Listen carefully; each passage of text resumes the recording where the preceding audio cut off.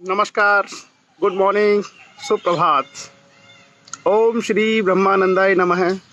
ओम श्री केशवानंदाय नमः। स्वागत है आप सभी लोगों का संविधान की इस अमृत कथा में। और आज हम लोग संविधान पर एक महत्वपूर्ण चर्चा करने वाले हैं।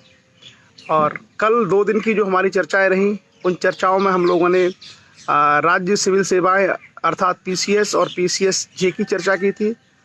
कल हमने यूपीएससी यानी संघ लोक सेवा आयोग की जो सिविल सेवा परीक्षा है उसके बारे में चर्चा की थी। और उससे पहले हमारी चर्चा संविधान पर चल रही थी। तो लौट के आज फिर हम अपने मूल विषय पर आते हैं और भारत के संविधान के बारे में जो आगे के उपबंध हैं उसके विषय में चर्चा करेंगे। स्वागत है आप सभी लोगों का। अंजलि राजपूत, सुनील सिंह जी, मनीराम कारपेंटर, रमेश वर्मा जी, जयप्रकाश जी, लोधी गुरदीन सिंह राजपूत जी, सूर्य प्रताप सिंह, ओम प्रकाश राजपूत जी, रमेश लोधी जी, वीरेंद्र राजपूत जी, हरिमोहन राजपूत जी, पद्मेश लोधी जी, गुरदीन सिंह राजपूत जी, ओम शिव वर्मा जी, पुष्पेंद्र राजपूत अटगांव, राजीव राजपूत, ओम प्रकाश लोधी, ओमकार लोधी भोपाल से, लोधी उर्वेंद्र, विनोद कुमार जी, रामचंद्र वर्मा जी, निर्मल Lodhi, Kuldeep Pratihar, Mahendra Pal Rajput, Ashish Rajput, Lodhi Shailendra Rajput, good work, R K Raj, Awadhesh Lodhi, Lodhi लाला भैया सिंह, मुनीश राजपूत, ओम प्रकाश सिंगरौल, प्रीति राजपूत, गिरीश भारत, अभय सिंह लोधी, देवदत्त राजपूत, सुमित, श्रीमती कल्पना राजपूत, जय हिंद राजपूत, इंजीनियर ओमकार लोधी राजपूत, श्रीमती कल्पना राजपूत, अनूप कुमार वर्मा, चंद्र प्रताप सिंह, अभय सिंह लोधी, रामकिशन राजपूत, नेहा राजपूत, महेंद्र राजपूत, रमेश सिंह लोधी, धर्मवीर सिंह राजपूत, लोधी कन्हैया राजपूत, लोधी यतेंद्र राजपूत, नरेंद्र वर्मा, डॉक्टर नारायण पटेल, डॉक्टर मोनू राजपूत, वीरेंद्र राजपूत, ऋषा पटेल, भंवर सिंह नरवरिया जी, ब्रजेश राजपूत जी, भूपेंद्र सिंह लोधी, राम लोधी, रामराज वर्मा जी, राजकुमार राजपूत, आदित्य राजपूत, हरेंद्र लोधी, प्रमोद आर्या, लोधी राजेश कुमार लोध, वीरेश कुमार लोधी, धर्मेंद्र सिंह वर्मा एडवोकेट, अभिषेक कुमार, महेंद्र यादव, ओपी राजपूत, कुंवर सिंह, राम लखन राजपूत, आयुष्मान लोधी, मिट्ठूलाल राजपूत, अबद सिंह लोधी, महेश लोधी, आयुष्मान लोधी, ब्रिजेंद्र सिंह पटेल, स्वदेश राजपूत बेलमा, लोधी खलक सिंह, गुड मॉर्निंग ऋचा पटेल, आशीष राजपूत, राम लोधी, लक्ष्य के राष्ट्रीय अध्यक्ष श्री धर्मपाल सिंह लोधी जी, नमस्कार, गुड मॉर्निंग, सुप्रभात सभी का। Shiv Mohan Singh Lodhi ji Panna, engineer Omkar Lodhi, Brijesh Rajput, good morning Brijesh ji, Mahesh Lodhi ji, Shiv Mohan Singh Lodhi ji, Lodhi Yatendra Rajput ji, सुप्रभात, मनीष लोधी राजपूत, कुलदीप प्रतिहार, नमस्कार, राजेंद्र सिंह राजपूत, महेश लोधी जी करेरा शिवपुरी से हमारे बीच, नमस्कार स्वदेश, महेंद्र यादव, दिगंबर दयाल लोधी राजपूत मुंबई से, Trilok Singh Yadav, Ram Lodhi, Abhilash Rajput, Shivam Rashtrawadi, Rajveer Pratap Singh Lodhi, Manoj Rajput, Geetam Singh Rajput, good morning, Poonam Rajput, good morning, Mehar Lodhi, नमस्कार, लोकमन सिंह जी, के डी भारद्वाज कासगंज से, सौरभ राजपूत, डॉक्टर सौरभ राजपूत एटा, लोधी राजेश कुमार, त्रिलोक सिंह यादव, रमेश वर्मा, देवेंद्र राजपूत नया खेड़ा दतिया, धीरेन्द्र कुमार, संजीव कुमार, GL सिंह, अवध सिंह लोधी हमारे बीच में है टीकमगढ़ मध्य प्रदेश से। शिवशंकर राजपूत लखनऊ उत्तर प्रदेश, हिमांशु प्रताप सिंह लोधी, देवेंद्र पटेल, कन्ही सिंह लोधी, सत्यवीर सिंह, संदीप लोधी, मनीष लोधी राजपूत, खुशी राजपूत। तो गुड मॉर्निंग, नमस्कार। मिथिलेश राजपूत, पुरुषोत्तम आर्या, जयराम राजपूत, प्रभाकर लोधी, पीपरी आई थिंक भिंड मध्य प्रदेश में होगा, गंगाराम वर्मा, राहुल सिंह लोधी, मयंक कुमार लोधी, अनुज राजपूत। सो मुझे लगता है सभी लोग जुड़ चुके हैं, 175 के आसपास लोग जुड़ चुके हैं और बाकी लोग जुड़ते रहेंगे धीरे धीरे चर्चा में। लोधी दीपक राजपूत, सत्यवीर सिंह, जसवंत सिंह लोधी, श्याम राजपूत, इंदर सिंह जी भिंड से हमारे बीच में, जमसारा, टिंकू राजपूत हैं, ऊधम सिंह नगर उत्तराखंड से, उत्तराखंड के भी लोग हैं, मध्य प्रदेश के, छत्तीसगढ़ के भी लोग हैं, यूपी से भी काफ़ी लोग हैं, दिल्ली NCR, पूरन वर्मा, हरिओम लोधी, राजेंद्र सिंह राजपूत, महेंद्र सिंह, संजय राजपूत, कमलेश लोधी, OBC पुष्पेंद्र लोधी। तो चलिए, स्वागत है आप सभी लोगों का और अब हम लोग अपनी परिचर्चा आरंभ करते हैं। बाकी लोग अब समय के साथ जुड़ जाएंगे। L प्रसाद राजपूत और अवध सिंह लोधी, महेश राजपूत, लतेश राजपूत, अजय कुमार राजपूत, महेश राजपूत, रोहित राजपूत, मयंक कुमार लोधी, दिग्विजय सिंह जमसारा, राजकुमार राजपूत। जय हिंद, नमस्कार, आपका भी स्वागत है। अपेंद्र राजपूत, रोहित सिंह राजपूत। अभी लोग जुड़ रहे हैं, थोड़ा डिले हो रहा है, तो थोड़ा सा हम लोग और वेट करते हैं। धीरज निषाद गोरखपुर से हैं, ब्रजेश राजपूत, विवेक कुमार लोधी, नंदलाल सिंह लोधी, अभिलाष राजपूत, सोनू लोधी अयोध्या उत्तर प्रदेश से, प्रभात राज, प्रवेश, सावित्री देवी राजपूत, जय किशन राजपूत, राजकुमार राजपूत, दिनेश, श्वेता सिंह जी हमारे आज तक से हमारे बीच में हैं, तुलसीराम राजपूत, रविंद्र सिंह राजपूत, रेखा राजपूत, निर्भय सिंह, कटनी मध्य प्रदेश से। चलिए देवेंद्र जी, बहुत बहुत धन्यवाद। Swatantra Kumar Rajput, Aman Kumar Rajput, Inder Singh ji, Anil Yaduvanshi, Anil how are you, Jairam Rajput, medical NEET की जानकारी भी जयराम को चाहिए, Brajesh Rajput, Mahesh Rajput, Gaurav Shiksharthi, Sujeet Lodhi, Bhupendra Singh Rajput, Surendra Singh Lodhi, JP Hindustani. So now the number cross 200। Uday Singh समाज सेवक, 200 से ऊपर लोग जुड़ चुके हैं। और गौरव बुलंदशहर से, सुनील राजपूत। तो चलिए हम आरंभ करते हैं आज का सेशन और अब बाकी लोग धीरे धीरे आते चले जाएंगे क्योंकि ऑलरेडी इतना समय चला गया, 4-5 मिनट में आप सब लोग जुड़े हैं। जीतू लोधी, सुजीत सरवैया, अमन कुमार राजपूत। और चलिए, सो आज हम एक विचार के साथ अपना सेशन आरंभ करेंगे। संतोष योग प्रचारक कौशाम्बी से है और अमित लोधी और मानवेंद्र सिंह राजपूत, सबल सिंह नरवरिया, श्याम राजपूत। तो आज हम लोग एक विचार से आरंभ करेंगे और विचार आपको बहुत इंस्पिरेशन देगा, बहुत प्रेरणा देगा। क्या विचार है? आज का विचार है, किसी महान व्यक्ति का विचार है कि अगर आप कोई कार्य करना चाहते हैं, कोई भी कार्य अगर आपको लगता है कि आप कोई बड़ा कार्य करना चाहते हैं, और बहुत सारे लोगों के अंदर ये इच्छा होती है कि हम अच्छे और बड़े कार्य करें, तो अक्सर आपने देखा होगा कि कई बार लोग आपके कार्यों को पसंद नहीं करते या उनकी उपेक्षा करते हैं। तो फिर भी जिनको बड़े कार्य करने होते हैं वो लोग अपने कार्य करते रहते हैं। तो उसी के संदर्भ में एक बहुत अच्छा विचार है, बहुत ही प्रेरणादायी विचार है। और वो विचार ये है कि सबसे पहले अगर आपके मन में आता है कि कोई बड़ा काम आपको करना है, तो सबसे पहले लोग आपकी उपेक्षा करेंगे, मतलब आपको इग्नोर करेंगे। आप कोई भी अच्छा कार्य करना चाहते हैं, उसको लोग उसकी उपेक्षा करते हैं, उसको इग्नोर करते हैं। मतलब आपको पहले कभी सीरियसली नहीं लिया जाता। ये सभी लोगों पर लागू होता है। अगर कोई भी व्यक्ति बड़ा कार्य करना चाहता है तो सबसे पहले उसको इस बात के लिए तैयार रहना होगा कि सबसे पहले उसकी उपेक्षा की जाएगी, उसको इग्नोर किया जाएगा, कोई उसको सीरियसली नहीं लेगा।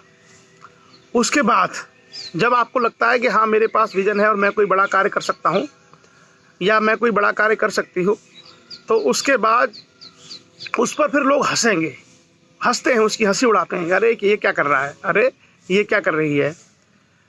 और फिर जब आप आगे बढ़ जाते हैं जब आप आगे बढ़ जाते हैं तो फिर आपसे चिढ़ने लगते हैं, आपसे ईर्ष्या करने लगते हैं। और जब वो आपसे ईर्ष्या करने लगते हैं उसका मतलब फिर आप जीत जाते हैं। तो समाज में बड़े कार्यों के लिए हमेशा याद रखना, सबसे पहले लोग आपकी उपेक्षा करेंगे, आपको इग्नोर करेंगे, फिर वो आपसे ईर्ष्या करेंगे, फिर वो आपके ऊपर हंसेंगे, फिर वो आपसे ईर्ष्या करेंगे और फिर आप जीत जाएंगे। तो ये क्रम है कार्य करने का। अगर कोई आपकी उपेक्षा करता है आप कार्य करते रहिए, कोई आपके ऊपर हंसता है आप कार्य करते रहिए, कोई आपसे ईर्ष्या करता है आप कार्य करते रहिए, क्योंकि अंत में आप ही विजेता बनेंगे। क्योंकि आपके पास विजन है, आपके पास समर्पण है, आपके पास सोच है। तो कोई यदि आपकी उपेक्षा करता है, कोई यदि आपके ऊपर हंसता है, कोई आपसे अगर ईर्ष्या रखता है, आप अपने कार्य को निरंतर जारी रखें, अंततः आप ही सफल होंगे। क्योंकि जो आपकी उपेक्षा कर रहा है वो कोई कार्य नहीं कर रहा है, जो आपके ऊपर हंस रहा है वो सिर्फ हंस रहा है लेकिन वो कोई कार्य नहीं कर रहा है, और जो लोग आपसे चिढ़ रहा है, जो आपसे ईर्ष्या करते हैं, वो भी कोई कार्य नहीं कर रहे, वो ईर्ष्या करके अपना ही नुकसान कर रहे हैं, अपने ही मन मस्तिष्क को वो खराब कर रहे हैं, वो भी कोई कार्य नहीं कर रहे हैं। अंततः कार्य सिर्फ आप कर रहे हैं। तो आप जब कार्य कर रहे हैं तो आप ही जीतेंगे। तो हमेशा सामाजिक क्षेत्र में या व्यक्तिगत क्षेत्र में आप कोई भी कार्य करना चाहते हैं तो इस बात का हमेशा ध्यान रखें कि कोई आपकी उपेक्षा करे, कोई आपको ऊपर हंसे, कोई आपसे ईर्ष्या करे, उसके बारे में बिल्कुल नहीं सोचना। आप सिर्फ अपना कार्य करते जाइए, क्योंकि अंततः आप ही उस कार्य के विजेता बन के उभरेंगे। तो चलिए उसके बाद अब हम लोग चर्चा आरंभ करते हैं संविधान के ऊपर। और संविधान में हम लोगों ने, आपको मैं एक बार रिवीजन करा दूं बहुत 2 दिन का गैप भी हुआ है। हम लोगों ने संविधान की शुरुआत की थी भारत के संविधान की प्रस्तावना के साथ में, और मैंने सभी लोगों से ये कहा था कि संविधान के जो प्रस्तावना है, जिसको हम लोग प्रीएम्बल कहते हैं, ये बेसिकली किसी भी ग्रंथ के किसी भी बड़े से बड़े श्लोक से ज़्यादा ताकतवर चीज़ है। और शायद कोई और आपसे इस तरह की हिम्मत करके कहेगा भी नहीं, कोई और आदमी आपसे नहीं कहेगा इतनी हिम्मत करके खुले शब्दों में, मैं खुले शब्दों में कह रहा हूँ, किसी भी धर्म ग्रंथ के किसी भी श्लोक में, किसी भी मंत्र में, किसी भी आयत में, कहीं भी इतनी बड़ी शक्ति नहीं है जितनी बड़ी शक्ति भारत के संविधान की प्रस्तावना में है। और मैं सब लोगों से हमेशा ये कहता हूँ कि आपको कुछ याद हो ना हो, किसी तरह की चीज़ें, कोई भजन, कोई गीत आपको याद ना हो, लेकिन संविधान की प्रस्तावना आपको याद होनी चाहिए। संविधान की प्रस्तावना को याद करके हम इस देश की व्यवस्था को समझते हैं, हमें अपने अधिकारों के बारे में, अपने देश की व्यवस्था के बारे में जानकारी मिलती है। और जब हमें अपने देश की व्यवस्थाओं के बारे में जानकारी मिलती है, संविधान के बारे में जानकारी मिलती है, अपने अधिकारों के बारे में जानकारी मिलती है, तो हम उन्हें पाने का प्रयास करते हैं। और जब हम उन्हें पाने का प्रयास करते हैं तो आगे चल करके हमारी जो पीढ़ियां हैं उसको उसके लाभ मिलते हैं। जैसे आपको मैं उदाहरण के रूप में बताऊं कि मैं कमिश्नर बना, तो मैं कमिश्नर संविधान में दिए गए अधिकारों के माध्यम से बना हूं। संविधान में जो अधिकार दिए कि आप आईएएस बन सकते हैं, आप आईएएस की परीक्षा दे सकते हैं, उसकी तैयारी कर सकते हैं, तो उसके माध्यम से पढ़ कर के ही हम लोग यहाँ तक पहुँचे। अब ये सारी चीज़ें अगर लोगों को मालूम पड़ जाएंगी तो हर व्यक्ति इसके लिए प्रयास करेगा अपनी अपनी रुचि के अनुसार, कोई डॉक्टर बनने का, कोई अधिकारी बनने का, कोई इंजीनियर बनने का, अलग अलग क्षेत्रों में वो अपने लिए प्रयास करेगा, क्योंकि उसको वहाँ से वो अधिकार और वो शक्ति मिल रही है। और अधिकांश जो लोग हैं जिनको लंबे लंबी जो है कथाएं याद हैं, जिनको लंबे लंबे चौड़े जो है तमाम श्लोक मंत्र याद हैं, अगर उनसे ये पूछा जाए कि भारत के संविधान की प्रस्तावना में केवल 6-7 लाइनें हैं, आपको पता है आपकी जो दुनिया भर की कहानियाँ याद करने से आपका बच्चा हो सकता है चपरासी भी ना बने, लेकिन आप अगर संविधान पढ़ते हैं और आपके बच्चे संविधान पढ़ते हैं तो हो सकता है कोई बच्चा अफसर तक बन जाए। तो ये जो गैप है, जो ये गैप बना हुआ है, हम लोगों को इसी गैप को भरना है। तो संविधान की शुरुआत हमने संविधान की प्रस्तावना से की थी, जिसको हम लोग इंग्लिश में प्रीएम्बल कहते हैं, preamble of constitution of India. और ये हर व्यक्ति का राइट है, हर व्यक्ति का ये अधिकार है और उसका कर्तव्य भी है कि उसको जानना चाहिए और उसको जानना ही होगा। कोई अगर आपको इसके विषय में कहता है तो उससे आप कहिए कि भाई क्यों नहीं जानूं। और अगर आपको कोई बहुत ज्ञान देता है, कोई आपको बहुत ज्ञान देता है कि हम आपके समाज में ये उद्धार कर देंगे, हम आपके समाज को यहाँ ले जाएंगे, हम ये कर देंगे, वो कर देंगे, उससे पूछना कि आप भारत के संविधान के बारे में क्या जानते हैं, क्या आपको संविधान की प्रस्तावना पता है? तो जब आप इस देश की व्यवस्था को नहीं जानते, आप हमको कहाँ लेके जाएंगे? तो कई बार दूसरे तरीके से लोग भ्रमित करके डाइवर्ट करते हैं, लोगों के माइंड को इधर से उधर घुमाते हैं कि हम तुम्हारा उद्धार कर देंगे, हम तुम्हारा ये कर देंगे, वो कर देंगे, जबकि उद्धार करने वाला सबसे बड़ा ग्रंथ भारत का संविधान है और उसके बारे में ही उनको पता नहीं है। तो मैं आप सब लोगों से जो इस सेशन में जुड़ते हैं, उन सब लोगों से ये मेरा निवेदन भी है कि आप सभी लोग, और हम लोग बहुत कुछ याद कर लेते हैं, हम लोग 20-20, 25-25 पेज के जो है क्वेश्चन आंसर तैयार कर लेते हैं, है ना। संविधान की प्रस्तावना तो केवल 6 लाइन की है। तो सभी लोग जो इस सेशन में हैं और ये सेशन जहाँ तक शेयर होके जाएगा, जो भी लोग इस सेशन को सुने, वो हमेशा ये समझें कि ये आपका पवित्र कर्तव्य है। ये क्या है? आपका पवित्र कर्तव्य है। पवित्र कर्तव्य का मतलब होता है ऐसा कर्तव्य जिसको हमें करना ही है पवित्रता के साथ। तो सभी लोग संविधान की प्रस्तावना को याद कर लें, जो उनको याद नहीं हो पाती है वो रट लें, उसके एक एक शब्द को रट लें, ये बहुत काम आती है जीवन में आपकी। तो संविधान की शुरुआत हमने की थी संविधान की प्रस्तावना के साथ में।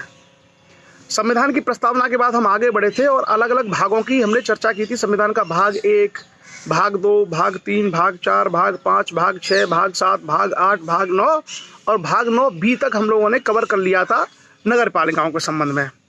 क्लियर? और उसके बाद हम लोग रुक गए थे 2 दिन की चर्चा के लिए PCS और IAS की तैयारी को लेकर के। तो हमने अनुच्छेद 1 से शुरुआत की थी और लगभग अनुच्छेद 243 तक हम लोग पहुंच गए थे, 243 तक।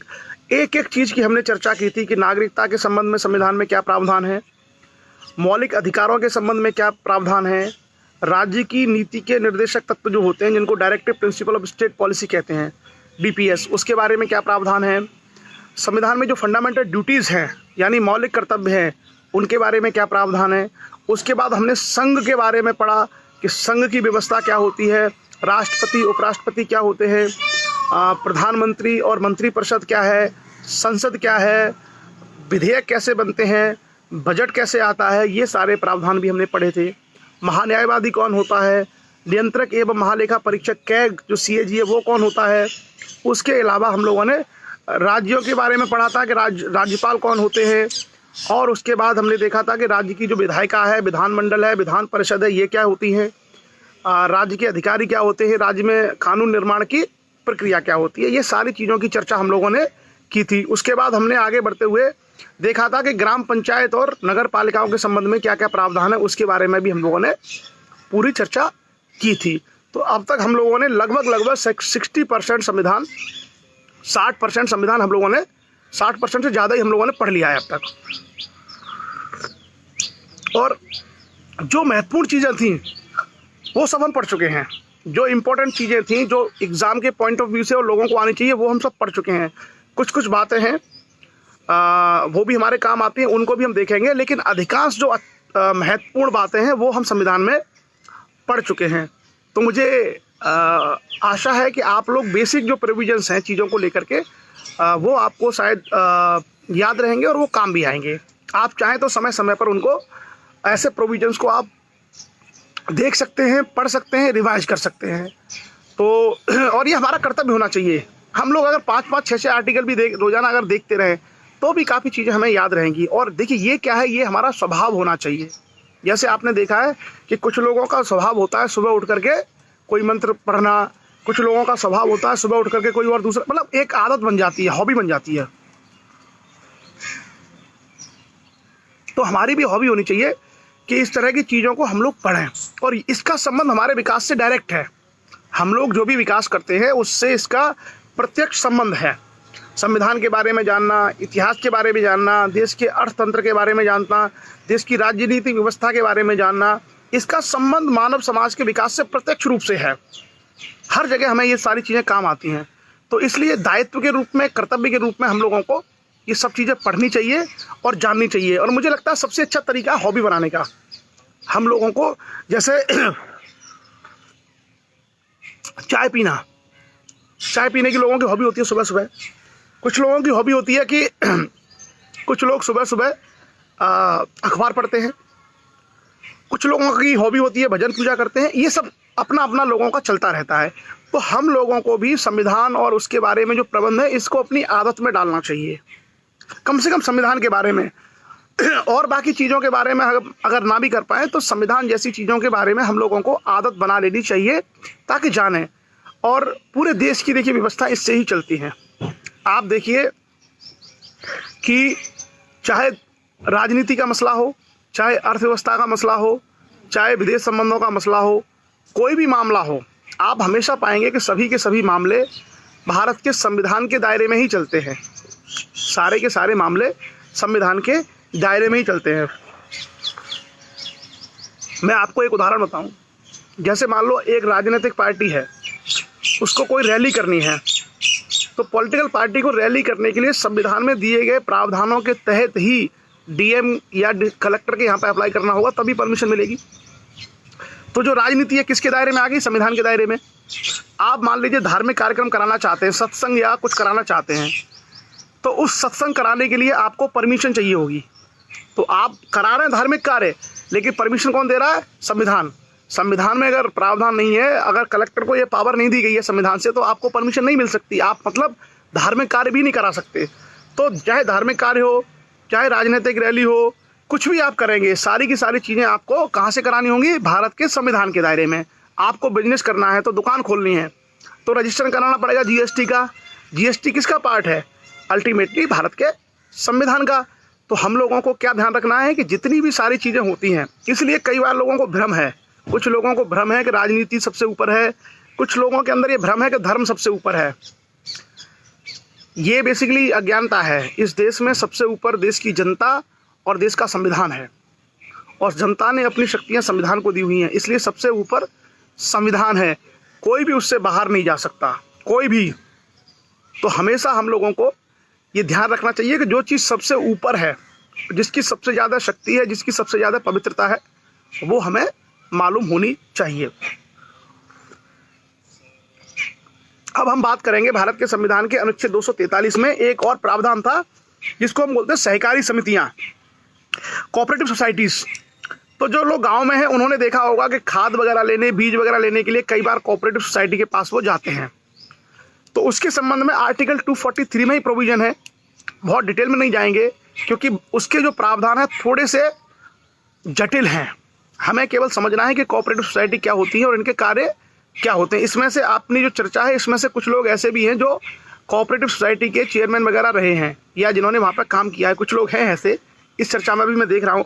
तो वो आप चाहें तो उनसे संपर्क करके पूछ लेना क्या होती है। वैसे हमारे लिए बहुत कोई ऐसी महत्वपूर्ण चीज़ें नहीं है, हमें केवल बेसिक आइडिया होना चाहिए। और एक जो महत्वपूर्ण बात यह है कि कोऑपरेटिव सोसाइटी जो है संविधान में है, यानी ऐसे नहीं फॉर्म की है किसी दूसरे कानून से।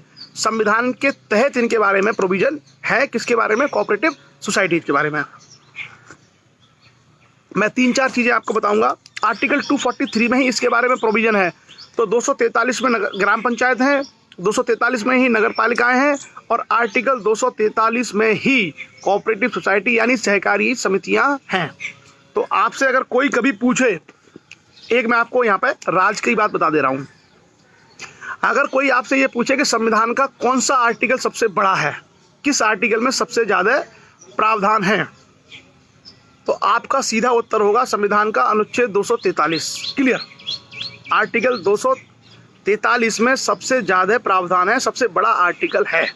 तो हो सकता है इसके बारे में कई बार ऐसा अभी तक तो नहीं पूछा गया है, लेकिन कभी सवाल आ सकता है कि संविधान का कौन सा अनुच्छेद सबसे बड़ा है। तो हमारा उत्तर होगा 243, क्योंकि 243 में ग्राम पंचायतों के बारे में कम से कम 30 प्रोविजन है। उसके बाद कम से कम 20 प्रोविजन 243 में ही नगर पालिकाओं के बारे में है, और कम से कम 10 प्रोविजन किसके बारे में है? आपकी सहकारी समितियों के बारे में। आर्टिकल 243 में प्रोविजन है सहकारी समितियों के बारे में। सहकारी समिति का मतलब क्या है? ऐसी समिति से अभिप्रेरित है जो किसी राज्य में तत्समय प्रवर्त सहकारी समितियों से संबंधित किसी विधि के अधीन रजिस्ट्रीकृत है और रजिस्ट्रीकृत की गई मानी जाती है। यानी राज्य सरकार के अधीन अगर कोई विधि बनी है, उस विधि के तहत हम सहकारी जो समितियां हैं उनको रजिस्टर्ड कराया जाता है। ये प्रोविजन है संविधान में। आप उसके बहुत डिटेल में मत जाइएगा, सिर्फ आप प्रावधान को समझ लीजिए कि ये प्रावधान इसके बारे में है। जैसे हमारे GS नरवरिया हैं, वो सहकारी समिति से संबंधित हैं। हरिओम लोधी राजपूत हैं, वो सहकारी समिति के चेयरमैन रहे हैं, अध्यक्ष रहे हैं।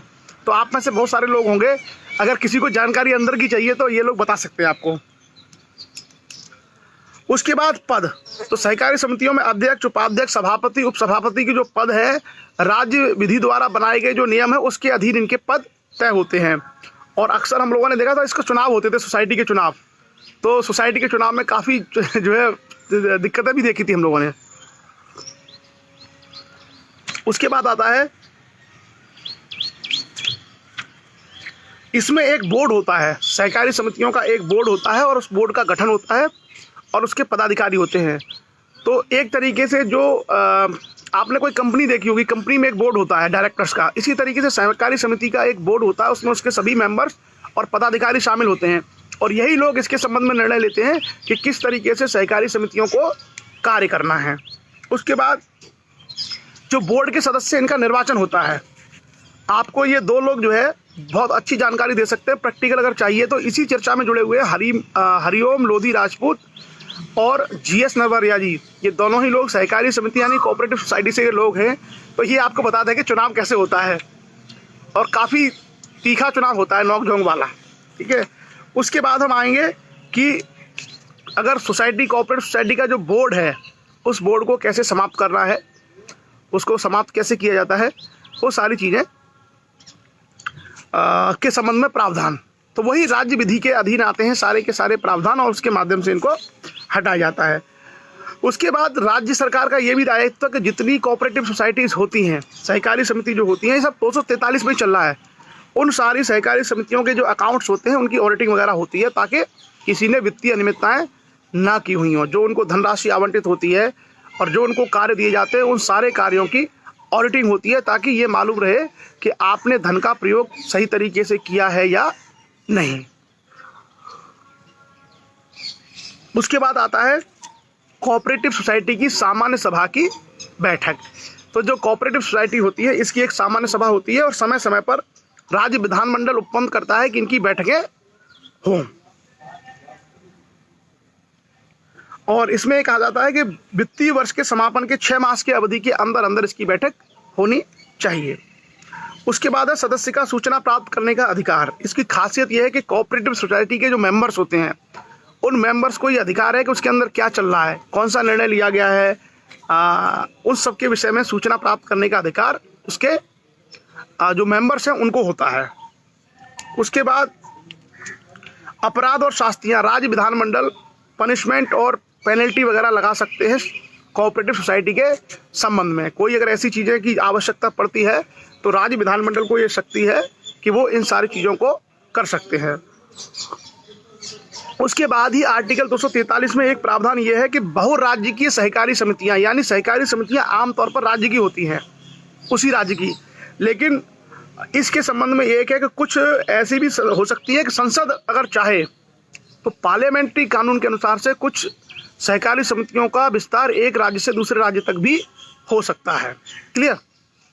उसके बाद आता है संघ राज्य क्षेत्रों में लागू होना, यानी जो यूनियन टेरिटरीज हैं, इसके संबंध में भी इसके प्रावधान लागू हो सकते हैं, जैसे दिल्ली, पांडिचेरी, अंडमान निकोबार, दादरा नगर हवेली, दमन दीप, लक्षद्वीप, इन सब में। उसके बाद इसमें कोई और बहुत प्रोविज़न नहीं है। उसके बाद संविधान का भाग 10 आता है। अब ये भाग 9 कंप्लीट हो गया, तो आप याद रखना संविधान का भाग जो 9 है, 9 में ग्राम पंचायत, 9 का में आपकी नगर पालिकाएँ और 9 खा, यानी 9 खा में आपकी सहकारी समितियाँ। तो संविधान का जो पार्ट 9 है, पार्ट 9 में क्या है, ग्राम पंचायत है, पार्ट 9A में है आपकी नगर पालिकाएँ और पार्ट B में है आपकी सहकारी समितियां। बहुत ज़्यादा आपको याद रखने की आवश्यकता नहीं है, केवल एक सरसरी जानकारी आपको होनी चाहिए, ये संवैधानिक है। ये जो सारी चीज़ें हैं वो कॉन्स्टिट्यूशनल है और ये राज्य स्तर का ही मामला है, राज्य का ही विषय है। और अधिकांश जो इसमें कार्य होते हैं वो सारे के सारे कार्य और उसकी विधि बनाने का, उसको रेगुलेट करने की पावर विधानमंडल को है, यानी विधानसभा और विधान परिषद को है। अच्छा, एक और चीज़ आप हमेशा याद रखना, कभी अगर आपको ये रूप किशोर राजपूत जी भी जो है कोऑपरेटिव सोसाइटी के मेंबर हैं। देखिए 3 लोग मिल गए इसी चर्चा में। तो मैंने कहा ना, हम लोग संविधान से बंधे हुए हैं। अगर हम टीचर हैं तो संविधान में, हम कोऑपरेटिव सोसाइटी के मेंबर हैं तो संविधान में, अधिकारी हैं तो संविधान में, वकील हैं तो संविधान के लिए काम कर रहे हैं। हम सब जगह संविधान के ही दायरे में हैं। तो हम सब लोग हमेशा याद रखें कि मूल जो स्रोत है हमारा वो संविधान है और उसी के दायरे में रह करके हम सारे कार्य करते हैं, चाहे किसी भी फील्ड में हैं हम लोग। अब हमने भाग 9 कर लिए संविधान के पार्ट 9। एक छोटा सा भाग है संविधान में पार्ट 10, भाग 10। और भाग 10 में जो है वो अनुसूचित और जनजाति क्षेत्र, शेड्यूल एंड ट्राइबल एरिया के बारे में कुछ प्रोविजन है। तो आप लोग सिर्फ इतना याद रखना कि संविधान का भाग 10 क्या कहता है। जो शेड्यूल और ट्राइबल एरिया है उसके बारे में कुछ उपबंध हैं। उसमें 2 ही आर्टिकल है, आर्टिकल 244 और 244A, 244 और 244A, केवल 2 ही आर्टिकल हैं। और 244 ये कहता है कि अनुसूचित क्षेत्रों और जनजाति क्षेत्रों का प्रशासन कैसे चलेगा। तो जो शेड्यूल एरिया है या जो ट्राइबल एरिया है उसमें मेघालय, त्रिपुरा, मिजोरम के अलावा बाकी जो शेड्यूल एरियाज है उसमें प्रशासन कैसे चलेगा, इसके बारे में जानकारी है। और उसके बाद दूसरा है 244B, वो ये कहता है कि असम के कुछ जो ट्राइबल एरियाज हैं उसमें प्रशासन कैसे चलेगा उसके बारे में प्रबंध है। तो 244 और 244A 2 छोटे से आर्टिकल हैं पार्ट 10 में। तो मुझे लगता है कि संविधान का जो भाग 10 है ये शायद सबसे छोटा है, इसमें केवल एक ही आर्टिकल है, आर्टिकल 244 और 244A। देखिए ब्रजेश राजपूत जी ये गवर्नमेंट डायरेक्टर हैं, अच्छा ये गवर्नमेंट डॉक्टर हैं, डॉक्टर। तो जो पार्ट 10 है संविधान का उसमें केवल और केवल एक ही आर्टिकल है। तो कभी अगर आपके सामने ये सवाल ये आता है कि संविधान का कौन सा अनुच्छेद सबसे छोटा है, तो वो होगा हमारा आंसर संविधान का भाग 10, जिसमें केवल आर्टिकल 244 है, 244 और 244A। उसमें 2 ही आर्टिकल है और एक में प्रोविजन ये है कि शेड्यूल और ट्राइबल एरियाज में कैसे शासन चलेगा और दूसरा है असम के कुछ क्षेत्रों में प्रशासन को कैसे चलाया जाए उसके बारे में प्रावधान है। तो केवल आप उसकी हेडिंग को समझें और उससे ज़्यादा बहुत उसकी गहराई में जाने की आवश्यकता नहीं है। अब हम आगे बढ़ते हैं संविधान का भाग 10। अच्छा, एक शायद संविधान का भाग 7 था, उसमें कुछ भी नहीं था। एक ऐसा भी है पार्ट 7, मैं जरा एक बार चेक कर दूं आपको। भाग 7 में कुछ भी नहीं है। भाग 7 जो है समाप्त हो गया है, भाग 7 में भी कुछ नहीं है और भाग 10 में केवल एक ही आर्टिकल है। अब हम आएंगे, बहुत महत्वपूर्ण चर्चा करेंगे संविधान के भाग 11, part 11 of constitution of India. वो किसके बारे में है? ये है बेसिकली राज्य और केंद्र के बीच में संबंध। तो आपको मालूम है कि भारत में संघात्मक शासन प्रणाली है, संघीय व्यवस्था है।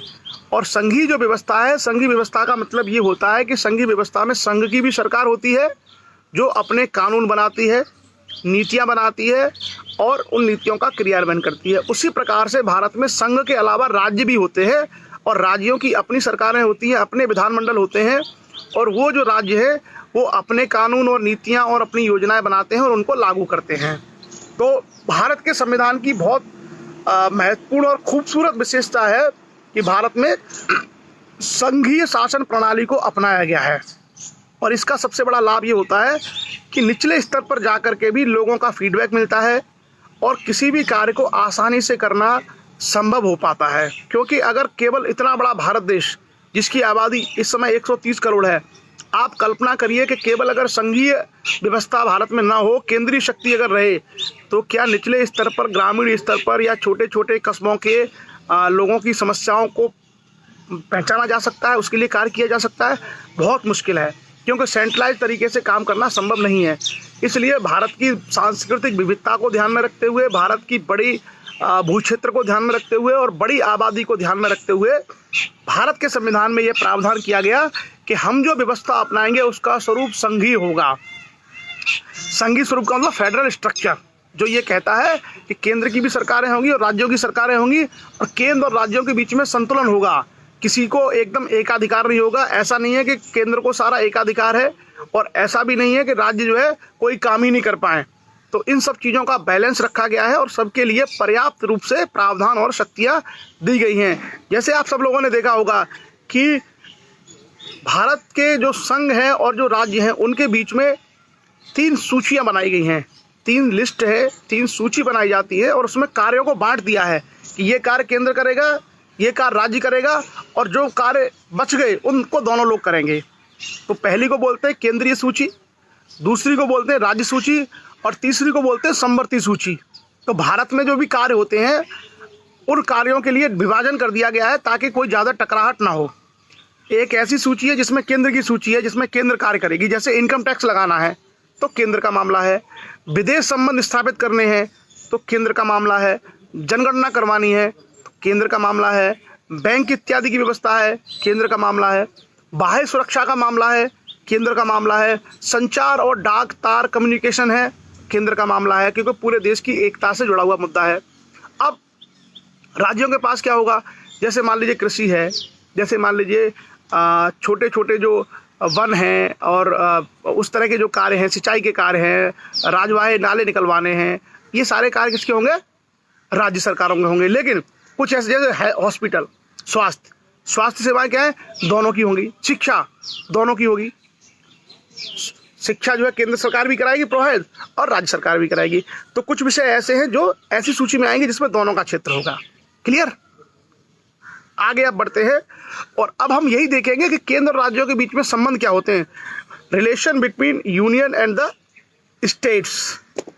तो संबंधों को हम लोगों ने डिवाइड किया है कि उसी तरीके से संबंधों की चर्चा करेंगे जैसे विधायिका होती है, कार्यपालिका होती है, यानी विधायिका होती है, उसके बाद कार्यपालिका होती है, न्यायपालिका होती है। तो संबंधों की व्याख्या हम ऐसे ही करेंगे कि सबसे पहले विधायी संबंध देखेंगे कि दोनों की जो विधायिका है उनके बीच में क्या संबंध है। उसके बाद कार्यपालिका देखेंगे, केंद्र की कार्यपालिका और राज्य की कार्यपालिका के बीच में क्या संबंध है। कुछ संबंध प्रशासनिक भी हो सकते हैं, उसकी भी हम लोग चर्चा करेंगे। तो अब हम आरंभ करते हैं संविधान का भाग 11, संघ और राज्य के बीच संबंध। और सबसे पहला जो संबंध है वो क्या है, विधायी संबंध, यानी लेजिस्लेटिव से रिलेटेड रिलेशन। और विधायी या लेजिस्लेटिव शब्द कहीं आपको मिले, विधायी का मतलब, लेजिस्लेटिव का मतलब हमेशा याद रखिएगा, उसका मतलब यही होगा कि कानून बनाना। विधायी शब्द का मतलब है विधान बनाना। तो जहाँ भी विधायिका का नाम आ जाए, लेजिस्लेशन का नाम आ जाए, पार्लियामेंट का नाम आ जाए, विधानसभा का नाम आ जाए, उसका 100% एक ही काम है, कानून बनाना। विधान बनेगा वहीं बनेगा। तो विधान का संसद भी बनाती है और विधान राज्य की विधानमंडल भी बनाती है। अब विधानमंडल भी कानून बना दे मान लीजिए किसी विषय पर और संसद भी बना दे तो विवाद हो सकता है। तो इसके बीच में एक संबंध स्थापित किया गया है कि ये हमारा रिलेशन रहेगा कि अगर ऐसी कोई परिस्थिति आती है तब हम क्या क्या निर्णय लेंगे या किसकी शक्ति या किसकी अधिकारिता होगी। क्लियर? सो सबसे पहले है आर्टिकल 245, 244 हमने किया था अभी आसाम और आदि के बारे में। अब आता है आर्टिकल 245, संविधान का अनुच्छेद 245। वो कहता है कि संसद द्वारा और राज्यों के विधानमंडलों द्वारा बनाई गई विधियों का विस्तार, यानी संसद ने जो विधि बनाई है और राज्य के विधानमंडलों ने जो विधि बनाई है, इनका विस्तार कहाँ तक हो सकता है। तो उसके बारे में प्रोविजन है। मैं आपको इंग्लिश भी पढ़ देता हूँ, कुछ लोगों को अगर टफ लगे। Extension of loss made by the parliament and by the legislatures of states, यानी पार्लियामेंट के द्वारा और स्टेट लेजिस्लेचर के द्वारा जो कानून बनते हैं उन कानून का एक्सटेंशन यानी विस्तार कहाँ तक हो सकता है। प्रोविजन है, इस संविधान के उपबंध के अधीन रहते हुए संसद भारत के संपूर्ण राज्य क्षेत्र या उसके किसी भाग के लिए विधि बना सकेगी। यानी पार्लियामेंट कहाँ तक विधि बना सकती है, पूरे भारत में या पूरे भारत के किसी भी राज्य क्षेत्र में, किसी भी क्षेत्र में, यानी संसद का क्या है, पूरा देश संसद के अधीन आता है। संसद पूरे देश के लिए कानून बना सकती है या संसद किसी एक भाग के लिए भी चाहे तो कानून बना सकती है। क्लियर? उसके बाद और राज्य किसी विधानमंडल के संपूर्ण राज्य उसके किसी भाग के लिए विधि बना सकेगा। तो जैसे संसद है, मान लीजिए भारत की पार्लियामेंट को कानून बनाना है पूरे देश के लिए, जैसे अभी एक अध्यादेश लेके आए, वो क्या अध्यादेश लेके आए कि डॉक्टर्स और मेडिकल के जो लोग हैं जो कोरोना का ट्रीटमेंट कर रहे हैं उन पर काफ़ी हमले हुए बीच में, तो सरकार को लगा कि उनकी सुरक्षा के लिए इंतजाम किए जाए, तो सरकार एक ऑर्डिनेंस लेके आई अभी पिछले हफ्ते, और जो अध्यादेश पारित किया गया, अध्यादेश भी मतलब कानून होता है, और वो अध्यादेश उन्होंने पूरे देश के लिए लागू कर दिया। तो अगर आप हमला चाहे असम में करेंगे डॉक्टरों के ऊपर, चाहे तमिलनाडु में करेंगे, चाहे उत्तर प्रदेश में करेंगे, चाहे दिल्ली में करेंगे, आप सबको उस कानून के अनुसार आपके खिलाफ कार्रवाई होगी। तो वो कानून क्या पूरे देश के लिए लागू हो गया एक साथ, कोई ऐसा हिस्सा नहीं है जहाँ पर वो कानून लागू नहीं होगा। तो संसद ने जो कानून बनाया पूरे देश पे लागू है और उसका पालन सबको करना होगा। आप मान लीजिए जैसे कानून का पालन कौन कराता है, आमतौर पर पुलिस, लेकिन पुलिस किसका विषय है, राज्य का। जैसे आपने देखा होगा Madhya Pradesh police, Maharashtra police, Uttar Pradesh police, police राज्य की होती है। तो अगर कोई व्यक्ति मान लीजिए उत्तर प्रदेश के किसी जिले में डॉक्टर पर हमला करता है तो कार्रवाई कौन करेगी, पुलिस, राज्य ने कार्रवाई की, लेकिन कानून सबके लिए लागू है, यानी सेम कार्रवाई वही पुलिस करेगी यूपी की जो पुलिस। तो कुल मिलाकर के को पूरे देश के लिए कानून बनाने की शक्ति है और राज्य को अपने राज्य में कानून बनाने की शक्ति है। यह है आर्टिकल 245। क्लियर, आगे बढ़ते हैं। आर्टिकल 246 संविधान का अनुच्छेद 246, संसद द्वारा और राज्यों के विधानमंडल द्वारा बनाई गई विधियों की विषय वस्तु, यानी कौन कौन सी विषय वस्तु होंगी जिस पर वो कानून बना सकते हैं। तो मैंने आपको बताया कि 3 तरह की लिस्ट होती है। एक लिस्ट ये होती है जिसको हम कहते हैं संघ सूची, जैसे मैंने कहा विदेश, ऐसे मामलों पर जो ऐसे विषय हैं जिनका संबंध भारत सरकार से, उस पर कानून बनाएगी संघ, यानी केंद्रीय सरकार यानी संसद। कुछ ऐसे विषय हैं जैसे पुलिस है, सिंचाई है, वन है, ग्रामीण विकास की बहुत सारी चीज़ें होती हैं, नहरें हैं इत्यादि, इसके संबंध में कानून कौन बनाएगा, राज्य सरकार है। तो जो राज्य सूची के विषय होंगे उस राज्य सूची के विषय पर राज्य सरकार कानून बनाएगी, यानी राज्य का विधानमंडल, और जो संघ सूची के विषय होंगे उस पर केंद्र सरकार कानून बनाएगी। कुछ ऐसे विषय होंगे जो दोनों में शामिल होंगे, जैसे मैंने कहा समवर्ती सूची, कॉन्क्रीट लिस्ट, तो कॉन्क्रीट लिस्ट में कानून दोनों बना सकते हैं, लेकिन अगर कोई भी टकराहट होगी तो हमेशा संघ का यानी भारत सरकार का बनाया हुआ कानून ही मान्य होगा उसमें। क्लियर, समवर्ती सूची के विषय में। क्लियर, अब हम आगे बढ़ते हैं 247। 247 है कि कुछ अतिरिक्त न्यायालयों की स्थापना का उपबंध करने की संसद की शक्ति। तो पार्लियामेंट को यह पावर है कि अगर वो चाहे तो कुछ अतिरिक्त जो है न्यायालय स्थापित कर सकती है भारत के किसी भी भाग में, कोर्ट्स। तो एक प्रोविजन है सिंपल सा, उसकी बहुत व्याख्या करने की आवश्यकता नहीं है, केवल ये शक्ति 247 में दी गई है कि भारत की संसद भारत के किसी राज्य क्षेत्र में अतिरिक्त न्यायालयों की स्थापना कर सकती है। आगे हम बढ़ते हैं आर्टिकल 248, 248।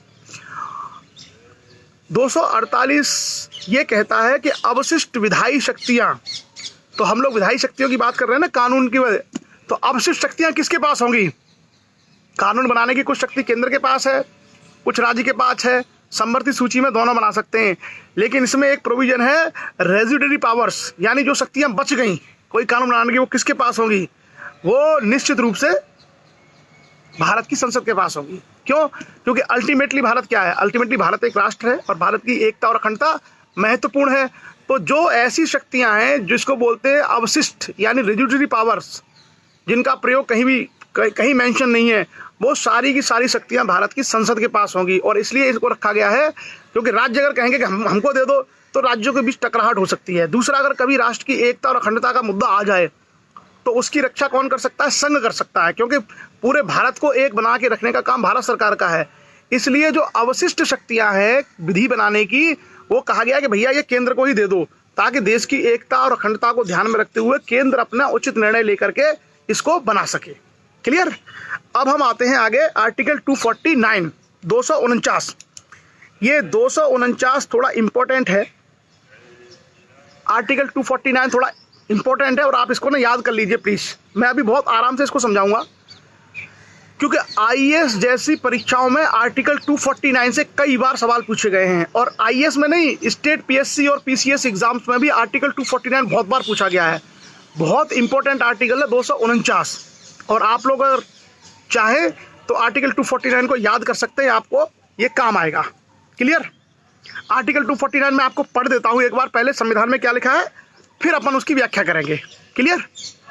तो आर्टिकल 249 में कुल मिलाकर के 3 प्रावधान हैं। 249(1), 249 देखिए, लोधी पी के प्रेमी ने बता दिया कि 249 जो है आईएएस 2002 में पूछा गया था, कई बार पूछा गया है, हमारे समय भी आया था, 2011 में जब हमने आईएएस दिया था तब भी आया था।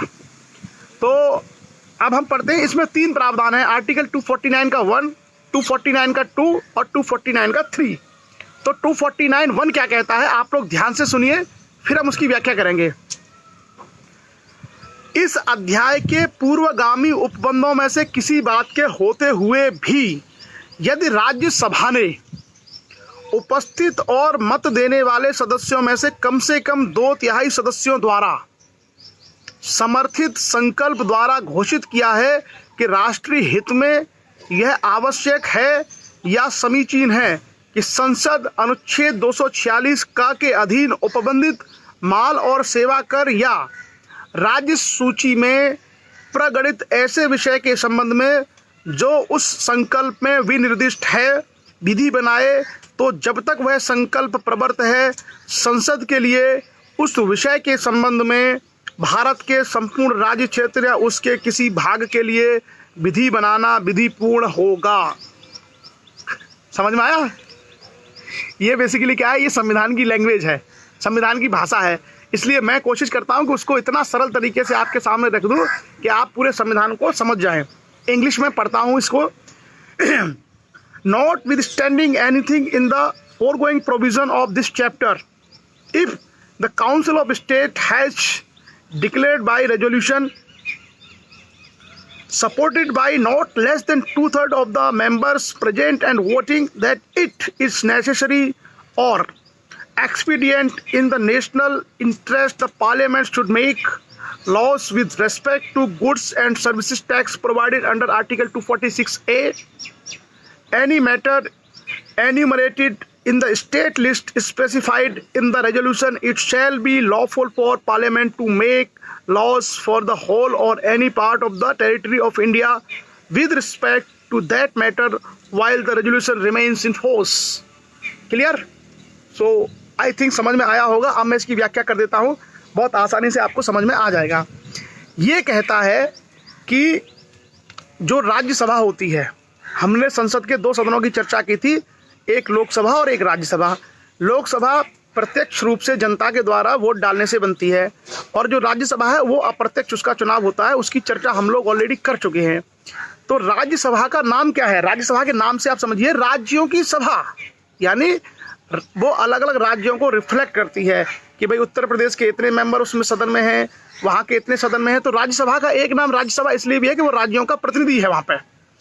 तो राज्यसभा अपने कुल जो सदस्य उपस्थित हुए हैं उसके 2/3 से अगर कोई प्रस्ताव पारित करती है कि राज्य के मामले में, जैसे मान लीजिए जो संसद में 2 सदन हैं, उन 2 सदनों में से लोकसभा और राज्यसभा है, राज्यसभा ने एक प्रस्ताव पारित किया कि पूरे देश के सभी राज्यों के लिए, या मान लीजिए उत्तर प्रदेश राज्य के लिए, ये कानून बनाने के लिए हम चाहते हैं कि आप ये कानून बना दो, और 2/3 बहुमत से हम प्रस्ताव पारित करके भेज देते हैं आपके पास।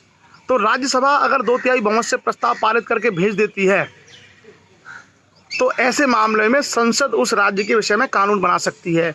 तो एक तरीके से ये क्या है, ये राज्यसभा की पावर है, ये लोकसभा की पावर नहीं है। तो राज्यसभा को एक स्पेशल पावर क्या मिली है? आर्टिकल 249। तो कभी अगर आपसे पूछा जाए कि संविधान के किस अनुच्छेद में राज्यसभा को विशेष शक्ति मिली हुई है, तो उसका आंसर है आर्टिकल 249। एक और आर्टिकल है, उसकी चर्चा हम आगे करेंगे। राज्यसभा को 2 अनुच्छेद में स्पेशल पावर है, एक आर्टिकल 249 और एक आर्टिकल 312। हम दोनों की चर्चा करेंगे, 312 की हम उस समय करेंगे। लेकिन आप याद रखना, ये सवाल कई बार पूछा गया है और आगे भी पूछा जा सकता है कि संविधान के अनुच्छेद में ऐसे कौन से अनुच्छेद हैं जिसमें राज्यसभा को स्पेशल पावर है। तो वो 2 अनुच्छेद हैं, एक अनुच्छेद 249 और एक अनुच्छेद 312। और दोनों आप याद रखना, 249 भी याद रखिएगा, 312 भी, ये बहुत काम आएगा आपको। क्लियर? तो 249 में क्या है कि राज्यसभा 2/3 बहुमत से अगर प्रस्ताव पारित कर देती है उपस्थित सदस्यों के 2/3 बहुमत से, तो वहां पर क्या होगा कि राज्य सूची के विषय पर पार्लियामेंट कानून बना सकती है। क्लियर। उसके बाद हम पढ़ते हैं 249 का सेकंड क्या है। वो ये कहता है 2 खंड 1 के अधीन पारित संकल्प 1 वर्ष से अनधिक ऐसी अवधि के लिए प्रबद्ध रहेगा जो उसमें तो 1 वर्ष से कम के लिए है, मिनिमम 1 ईयर के लिए वो रहेगा। अगर 1 वर्ष के लिए कोई कानून ऐसा पार्लियामेंट बना सकती है। उसके बाद आते हैं 249 का थर्ड क्लॉज क्या है। संसद द्वारा बनाई गई कोई विधि जिसे संसद के खंड 1 जो पहले हमने चर्चा की थी कानून बनाने की के अधीन संकल्प के पारित होने के अभाव में बनाने के लिए सक्षम नहीं होते, संकल्प के प्रवर्त न रहने के पश्चात 6 माह की अवधि के समाप्ति पर, तो जो भी बनाया है संकल्प से वो 6 महीने के बाद निष्प्रभावी हो जाएगा। केवल उसका टाइम क्या रखा है, 6 महीने का।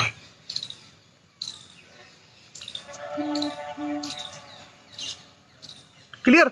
तो ये आर्टिकल 249 है। आप 249 में केवल ये याद रखिएगा, संविधान के अनुच्छेद 249 के अनुसार अगर भारत के 2 जो हाउस हैं, 2 सदन हैं, उसमें से यदि राज्यसभा नाम का सदन अगर 2/3 बहुमत से जो उपस्थित लोग हैं उससे संकल्प पारित करता है और किसी राज्य सूची के विषय पर कानून बनाने के लिए पारित कर देता है, तो संसद राज्य सूची के उस विषय पर कानून बना देगी।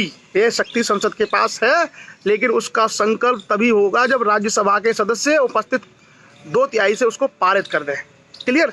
तो 249 याद रखना। अब ये क्या है, इसका महत्व तो ये है कि आमतौर पे भारत के संविधान में ये प्रावधान है कि संघ सूची में संघ बनाएगा, यानी केंद्रीय सूची में केंद्र सरकार बनाएगी, राज्य सूची में राज्य बनाएगा, और जो समवर्ती सूची है उसमें दोनों बनाएंगे। लेकिन आर्टिकल 249 ये पावर देता है कि राज्य सूची के किसी विषय पर भी संघ का कानून बन सकता है, बशर्ते उपस्थित और मत देने वाले 2/3 लोग राज्यसभा में उस संकल्प को पारित कर दें कि भैया राज्यों का ये कानून बनाना है, तो वो कानून बन सकता है। तो हमेशा याद रखना कि एक तरीके से 249 में बाईपास करके राज्यों की शक्ति केंद्र को ही दे दी गई है, लेकिन आधार बनाया गया है राज्यसभा को कि राज्यसभा में ऐसा संकल्प पारित होना चाहिए और 2/3 बहुमत से वो प्रस्ताव अगर पास होकर जाता है तो ही संसद ऐसे मामलों में कानून बनाएगी। अब हम आते हैं आर्टिकल 250 संविधान का अनुच्छेद 250। 250 ये कहता है कि देश में राष्ट्रीय आपातकाल लागू हो गया। मान लीजिए आपातकाल की अगर उद्घोषणा हो जाती है तो आपातकाल की उद्घोषणा में संसद राज्य सूची के विषय पर कानून बना सकती है। तो मैंने जैसे कहा ना कि भारत की व्यवस्था तो संघीय है जिसमें केंद्र है और राज्य है, लेकिन आप देखेंगे कि शक्तियां का ज्यादातर जो शक्तियां वो केंद्र सरकार के पास ही हैं, और कहीं ना कहीं संविधान में कहीं ना कहीं व्यवस्था ये कर दी गई है कि केंद्र की शक्तियां राज्य के पास ही चली गई हैं। तो आर्टिकल 249 कहता है कानून बना सकते हैं। 250 में कह दिया कि अगर आपातकाल लागू हो गया तब, तो जब राष्ट्रीय आपात लागू हो जाता है, आपातकाल हम पढ़ेंगे संविधान के अनुच्छेद 352 में आपातकाल है राष्ट्रीय आपातकाल, 356 में होता है राष्ट्रपति शासन और 360 में होता है वित्तीय आपात। तो वो बाद में आएंगे। आपातकाल हम लोग पढ़ेंगे, देश में 3 तरह के आपातकाल होते हैं, उसकी पूरी व्याख्या करेंगे कि आपातकाल किन किन परिस्थितियों में लगाए जाते हैं और कब भारत में लगाए गए हैं। तो अगर राष्ट्रीय आपात की स्थिति है तो संविधान के अनुच्छेद 250 के अनुसार केंद्र को राज्य सूची के विषय में कानून बनाने की शक्ति मिल जाती है। जैसे मान लीजिए भारत का पाकिस्तान से युद्ध शुरू हो गया, मान लीजिए उदाहरण के तौर पे, तो देश में राष्ट्रीय आपातकाल की घोषणा हो सकती है, और जब राष्ट्रीय आपात हो जाएगा तो उत्तर प्रदेश मध्य प्रदेश की सरकारों को अपने विषयों में कानून बनाने की शक्ति नहीं होगी, फिर पूरे देश के लिए और सभी राज्यों के लिए कानून बनाएगा केंद्र। क्लियर। सिंपल सा प्रोविजन है। आगे बढ़ते हैं आर्टिकल 251 251। आर्टिकल 251 कहता है संसद द्वारा अनुच्छेद 249 और 250 के अधीन बनाई गई विधियों और राज्यों के विधानमंडल के द्वारा बनाई गई विधियों में अगर कोई असंगति है, मान लीजिए आर्टिकल 249 में बना दी राज्य केंद्र ने आपात में, तो ऐसी परिस्थितियों में अगर कोई असंगति है तो उसका सीधा मतलब है कि केंद्र वाला ही लागू रहेगा, केंद्र वाला ही माना जाएगा। क्लियर। इतना ही प्रोविजन है। उसके बाद आता है आर्टिकल 252 252 ये कहता है 2 या अधिक राज्यों के लिए उनकी सहमति से विधि बनाने की संसद की शक्ति। मान लीजिए 2 राज्य है, उत्तर प्रदेश और मध्य प्रदेश उदाहरण के रूप में, और इनमें विवाद हो गया है। इनमें विवाद क्या हो गया कि बुंदेलखंड के क्षेत्र को लेकर कोई विवाद है कि साहब यहाँ पे हमको ये लागू करना है, हमको ये लागू करना है। तो दोनों राज्य अपनी अपनी चला रहे हैं। मान लीजिए नदी है बेतवा, दोनों राज्यों की सीमा बनाती है, तो उनने कहा कि भाई एक काम करते हैं, दोनों राज्य हमसे नहीं हो पाएगा, हमारे को तुम नहीं मान रहे हो, तुम्हारे को हम नहीं मान रहे, तो अपन इसको केंद्र को डाल देते हैं। तो 252 के अनुसार केंद्र सरकार दो या दो राज्य अगर सहमति से अपने लिए कोई कानून बनवाना चाहते हैं तो केंद्र वो कानून बना सकता है आर्टिकल 252 में। लेकिन दोनों राज्य अपनी तरफ से नहीं बना सकते कि हम अपना बना दें तुम हमारा मानो। मतलब एमपी कोई ऐसा कानून नहीं बना सकता जिसको उत्तर प्रदेश माने, और उत्तर प्रदेश कोई ऐसा कानून नहीं बना सकता जिसको मध्य प्रदेश माने। लेकिन अगर कोई विवाद का मसला है तो यूपी और एमपी की सरकारें मिलकर के केंद्र को भेज सकती है कि हमारे दोनों का ये कॉमन विषय है, इस पर कानून आप बना दीजिए। तो दोनों राज्यों की सहमति से केंद्र कानून बना सकता है उन राज्यों के। इसके बाद आता है आर्टिकल 253, संविधान का अनुच्छेद 253 कहता है कि अंतर्राष्ट्रीय करारों को प्रभावी करने के लिए विधान। तो जितने भी इंटरनेशनल लेवल के एग्रीमेंट होते हैं, मान लीजिए भारत को किसी दूसरे देश से संबंध करना है और ऐसा कोई प्रावधान है जैसे उत्तर प्रदेश में मान लीजिए दादरी के एरिया में कोई प्रोजेक्ट है अमेरिका का, तो अमेरिका का वो प्रोजेक्ट भारत के दादरी में यूपी में अगर लगे तो उसके लिए जो कॉन्ट्रैक्ट होगा, जो एग्रीमेंट होगा, वो उत्तर प्रदेश सरकार नहीं करेगी। वो कॉन्ट्रैक्ट करने की शक्ति भारत सरकार के पास है। उत्तर प्रदेश सरकार उसमें पार्टी होगी लेकिन वो कॉन्ट्रैक्ट करने की शक्ति भारत सरकार के पास है आर्टिकल 253 में। क्यों? क्योंकि भारत की संप्रभुता की रक्षा करना किसका काम है? भारत की संघीय जो सत्ता है उसका। तो ऐसे मामले जहां पर कोई अंतर्राष्ट्रीय करार या अंतर्राष्ट्रीय कोई विधि कोई समझौता है तो ऐसे विषय में केंद्र के पास शक्ति है आर्टिकल 253 में। 253 में आगे बढ़ते हैं। संसद द्वारा बनाई गई विधियों और राज्यों के विधानमंडल द्वारा बनाई गई विधियों में असंगति, वो सिंपल प्रोविजन है 254। आपको पता है कोई भी असंगति होगी अल्टीमेटली किसकी मान्य होगी? अल्टीमेटली वो केंद्र की ही मान्य होगी। अगर कोई भी असंगति होती है तो एक तरीके से हम ये देख सकते हैं कि राज्यों को जो हैं वैसे तो स्पष्ट है, लेकिन फिर भी इस बात का ध्यान रखा गया है कि देश की कभी एकता अखंडता का मसला आ जाए, देश में कभी कानून व्यवस्था का मसला आ जाए तो अल्टीमेटली जो पावर है एक तरीके से वो सारी की सारी पावर शिफ्ट हो जाती है सेंटर के पास। डॉक्टर शेर सिंह कुशवाहा जी का कहना है कि साहब वीडियो यूट्यूब पर भी शेयर होना चाहिए। आप में से अगर चैनल या कुछ चलाना चाहते हैं या कहीं भी तो आप चाहे तो इसको डाल सकते हैं ताकि ये अधिक लोगों तक पहुंच सके। उसके बाद आता है आर्टिकल 255, संविधान का अनुच्छेद 255 आर्टिकल 255। और मुझे लगता है कि जो विधायी उपबंध हैं, कौन कानून बनाएगा, कैसे कैसे कानून बनेगा, किसका कानून प्रभावी होगा, असंगति होने पर क्या होगा, ये सब आपको समझ में आ रहा होगा। हमेशा अपने माइंड में एक बात आप लोग याद रखना कि कोई भी टकराहट अगर होती है किसी भी तरीके से तो वो केंद्र वाला ही प्रभावी होगा। ये बिल्कुल एक टफ, जिसको बोलते हैं ना, उसका आधार है कानून का। आगे है 255, वो कहता है सिफारिशों और पूर्व मंजूरी के बारे में अपेक्षाओं को केवल प्रक्रिया के विषय मानना। तो इसमें क्या होता है, कुछ कानून ऐसे होते हैं जहां राज्यपाल की या राष्ट्रपति की सिफारिश की आवश्यकता होती है। तो ऐसे मामलों में जब भी कानून बनेगा उन सारी चीजों का ध्यान रखा जाएगा। क्लियर? अब ये हमारे हो गए विधायी संबंध, यानी राज्यों के बीच में राज्य कैसे विधि बनाएंगे, केंद्र कैसे विधि बनाएगा, और दोनों के बीच में विधियों को लेकर के अगर कोई टकराहट आती है तो उसका क्या परिणाम होगा। ये हमने चर्चा की विधायी संबंधों के बारे में। और मुझे लगता है एक बार यदि आप पढ़ लेंगे, एक बार यदि आप इन सारी चीज़ों को पढ़ लेंगे तो आपको बिल्कुल स्पष्ट हो जाएगा, बिल्कुल क्लियर हो जाएगा कि भारत के संविधान में राज्य और संघ के बीच में जो विधायी संबंध हैं, लेजिस्लेचर के जो रिलेशंस हैं वो क्या हैं। अगर एक बार आप पढ़ लेंगे तो आपका क्लियर हो जाएगा। कोई बहुत कठिन चीजें इसमें नहीं है। और जैसे मैंने कहा ना, संविधान की लैंग्वेज थोड़ी सी टफ होती है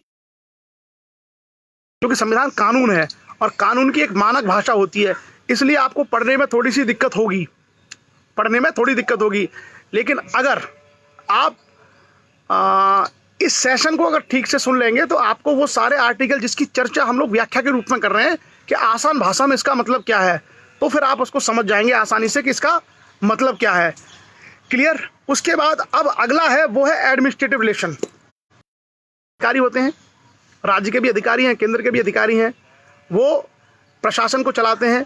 तो दोनों राज्यों के बीच में, मतलब केंद्र और राज्यों के बीच में प्रशासनिक संबंध भी होंगे कि सेक्रेटरी केंद्र के क्या काम कर रहे हैं, राज्य के डीएम क्या काम कर रहे हैं, सेंट्रल में जो अधिकारी हैं उनका क्या काम है, भारत सरकार के ऑफिसर क्या काम कर रहे हैं।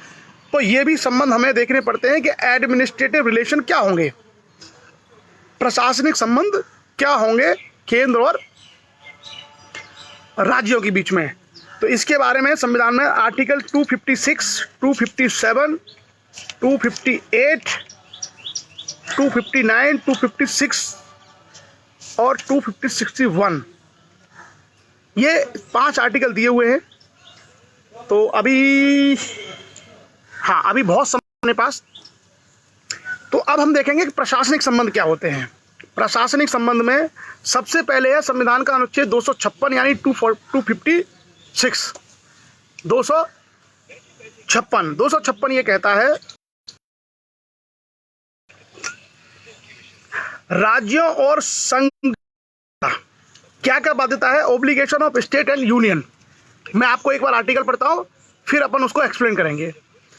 प्रत्येक राज्य की कार्यपालिका इस प्रकार प्रयोग किया जाएगा जिससे संसद द्वारा बनाई गई विधियों का, ऐसी विद्यमान विधियों का जो उस राज्य में लागू हैं, अनुपालन सुनिश्चित रहे और संघ की कार्यपालिका शक्ति का विस्तार किसी राज्य को जो भारत सरकार को आवश्यक प्रतीत होता है। अब मैंने भाषा पढ़ी, आपको थोड़ा कठिन लगा होगा, अब अपन इसको बताते हैं क्या है। वो ये कहता है कि जो राज्य है, जैसे राज्य की जो सरकार है वो अपनी कार्यपालिका शक्ति का प्रयोग करती है। जैसे राज्य में जो कलेक्टर होते हैं, डीएम होते हैं, कमिश्नर होते हैं, पुलिस के एसपी होते हैं, ये और बाकी जो सेक्रेटरी होते हैं राज्य सरकार में, वो अपने कार्यपालिका शक्ति के माध्यम से कार्य करते हैं। क्लियर? जैसे आपने देखा है कि अपना डीएम एक जगह कार्य कर रहा है, सेक्रेटरी एक जगह कार्य कर रहा है पूरे राज्य के अंतर्गत। तो उसमें यह है कि राज्य की कार्यपालिका शक्ति का प्रयोग इस तरीके से किया जाएगा कि जो संसद है, संसद ने अगर कोई विधि बना रखी है, मान लीजिए संसद ने एक कानून बना रखा है कि इस कानून का पालन पूरे देश में होगा, तो राज्य की जो कार्यपालिका शक्ति है यानी राज्य की जो ब्यूरोक्रेसी है वो इस तरीके से कार्य करेगी कि संसद विधि है वो विधि उससे अफेक्ट ना हो, वो यथावत चलती रहे। तो हमेशा राज्यों को एक तरीके से क्या है, अपने प्रशासनिक कार्यों का निर्वहन इस तरीके से करना है कि संसद के द्वारा बनाई गई कोई भी विधि और कोई भी व्यवस्था सुचारू रूप से संचालित होती रहे, वो डिस्टर्ब ना हो। जैसे मान लीजिए संसद ने विधि बना दी कि भाई ऑर्डिनेंस लागू होगा, कौन सा, स्वास्थ्य कर्मियों की सुरक्षा का। अब मान लीजिए कि राज्य का कोई डीएम है और डॉक्टर पिट रहे हैं, वो कोई कार्रवाई नहीं कर रहा है, तो ऐसा नहीं हो सकता।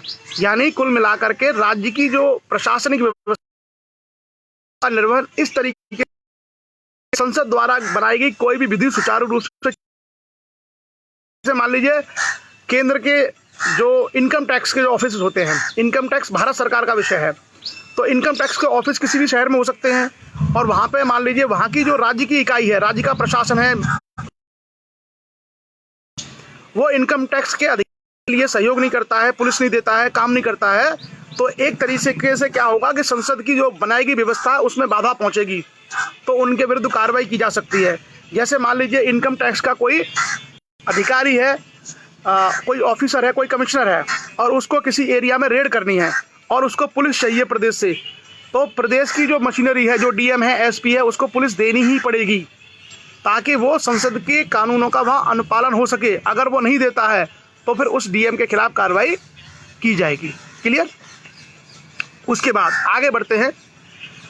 कुछ दशाओं में राज्यों पर संघ का नियंत्रण। तो देखिए आर्टिकल 257 कहता ही है control of the union over state in certain cases. कुछ ऐसे मामले हैं जहां पर केंद्र का नियंत्रण होगा राज्यों के ऊपर। और हमेशा याद रखिएगा ये क्यों, क्योंकि भारत की एकता और अखंडता सबसे महत्वपूर्ण है। भारत के संविधान की प्रस्तावना में लिखा है राष्ट्र की एकता और अखंडता, और राष्ट्र की एकता और अखंडता का जो जिम्मा है बेसिकली वो केंद्र के पास है। तो जब भी कोई संविधान में जगह जगह ऐसे प्रावधान आपको मिलेंगे जहां पर ये लिखा होगा कि अगर संसद और संघ का कोई विषय आता है तो कुछ ऐसे मामले हो सकते हैं, कुछ ऐसी कंडीशन हो सकती है जहां पर राज्यों पर नियंत्रण कर लेगा संसद। कैसे? प्रत्येक राज्य की कार्यपालिका शक्ति का इस प्रकार प्रयोग किया जाएगा जिससे संघ की कार्यपालिका शक्ति का प्रयोग करने में कोई अड़चन ना हो। यानी जो राज्य की कार्यपालिका शक्ति है वो इस तरीके से कार्य करेगी कि जो केंद्र की कार्यपालिका उसके या उस पर कोई प्रतिकूल प्रभाव ना पड़े। आर्टिकल 257, आर्टिकल 256 की बात कर रहे हैं हम। और संघ की कार्यपालिका शक्ति का विस्तार किसी राज्य के ऐसे निर्देश देने तक होगा जो भारत सरकार को ऐसे प्रयोजन के लिए आवश्यक हो। और मान लीजिए संघ की कार्यपालिका शक्ति है, तो संघ की कार्यपालिका शक्ति का विस्तार ऐसे मामलों तक होगा जहां पर अगर संघ को लगता है कि अपने जो चीज़ें हैं उसको लागू कराने के लिए उतना आवश्यक है। क्लियर। उसके बाद भारत की कार्यपालिका शक्ति का विस्तार राज्य को ऐसे संचार साधनों के निर्माण और बनाए रखने के लिए बारे में निर्देश देने का भी होगा जो राष्ट्रीय या सैनिक महत्व का हो और निर्देश को घोषित किया जाए। मान लीजिए कम्युनिकेशन का साधन है, उसको प्रॉपर करना है, सैनिक महत्व का है, मान लीजिए सेना जा रही है किसी ट्रेन से या सेना के लिए रूट देना है, तो वो सारे के सारे काम राज्य को करने पड़ेंगे। एक तरीके से क्या है, ऐसी कंडीशन में केंद्र की अधिकारिता है। क्लियर। उसके बाद हम आते हैं आर्टिकल 258, संविधान का अनुच्छेद 258, आर्टिकल 258 और 258 कहता है कुछ दशाओं में राज्य की शक्ति प्रदान करने आदि की संघ की शक्ति, मतलब कुछ ऐसी कंडीशन हो सकती हैं जहां पर आर्टिकल 258 258 वहां पर क्या है कि केंद्र जो है राज्यों को शक्ति ट्रांसफर कर सकता है कि ये काम तुम ही कर लो।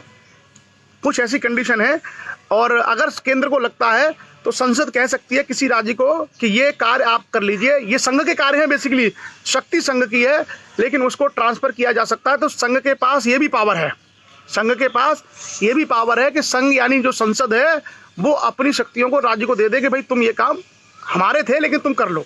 क्लियर। तो ये आर्टिकल 258 है, बहुत डिटेल में हम उसके नहीं जाएंगे। उसके बाद आता है आर्टिकल 259 जो हटा दिया है। 259 संविधान के अनुच्छेद में 259 में कोई प्रोविजन नहीं है। फिर आता है आर्टिकल 260, उसका 260 यानी 260 आर्टिकल है भारत के बाहर के राज्य क्षेत्रों के संबंध में संघ की अधिकारिता। भारत के बाहर के राज्य क्षेत्र मतलब जो भारत के अधीन नहीं आते, इंडियन टेरिटरी में नहीं आते हैं, उसके संबंध में क्या है उसको मैं पढ़ता हूं, फिर आपके साथ उसको एक्सप्लेन करते हैं। भारत सरकार किसी ऐसे राज्य क्षेत्र की सरकार जो भारत के राज्य क्षेत्र का भाग नहीं है करार करके ऐसे राज्य क्षेत्र की सरकार में निहित किन्हीं कार्यपालिक, विधायी एवं न्याय कृत्यों का भार अपने ऊपर ले सकेगी, किंतु प्रत्येक ऐसा करार विदेशी अधिकारिता के प्रयोग से संबंधित तत्समय प्रवर्तित किसी विधि के अधीन होगा और उसे शासित होगा।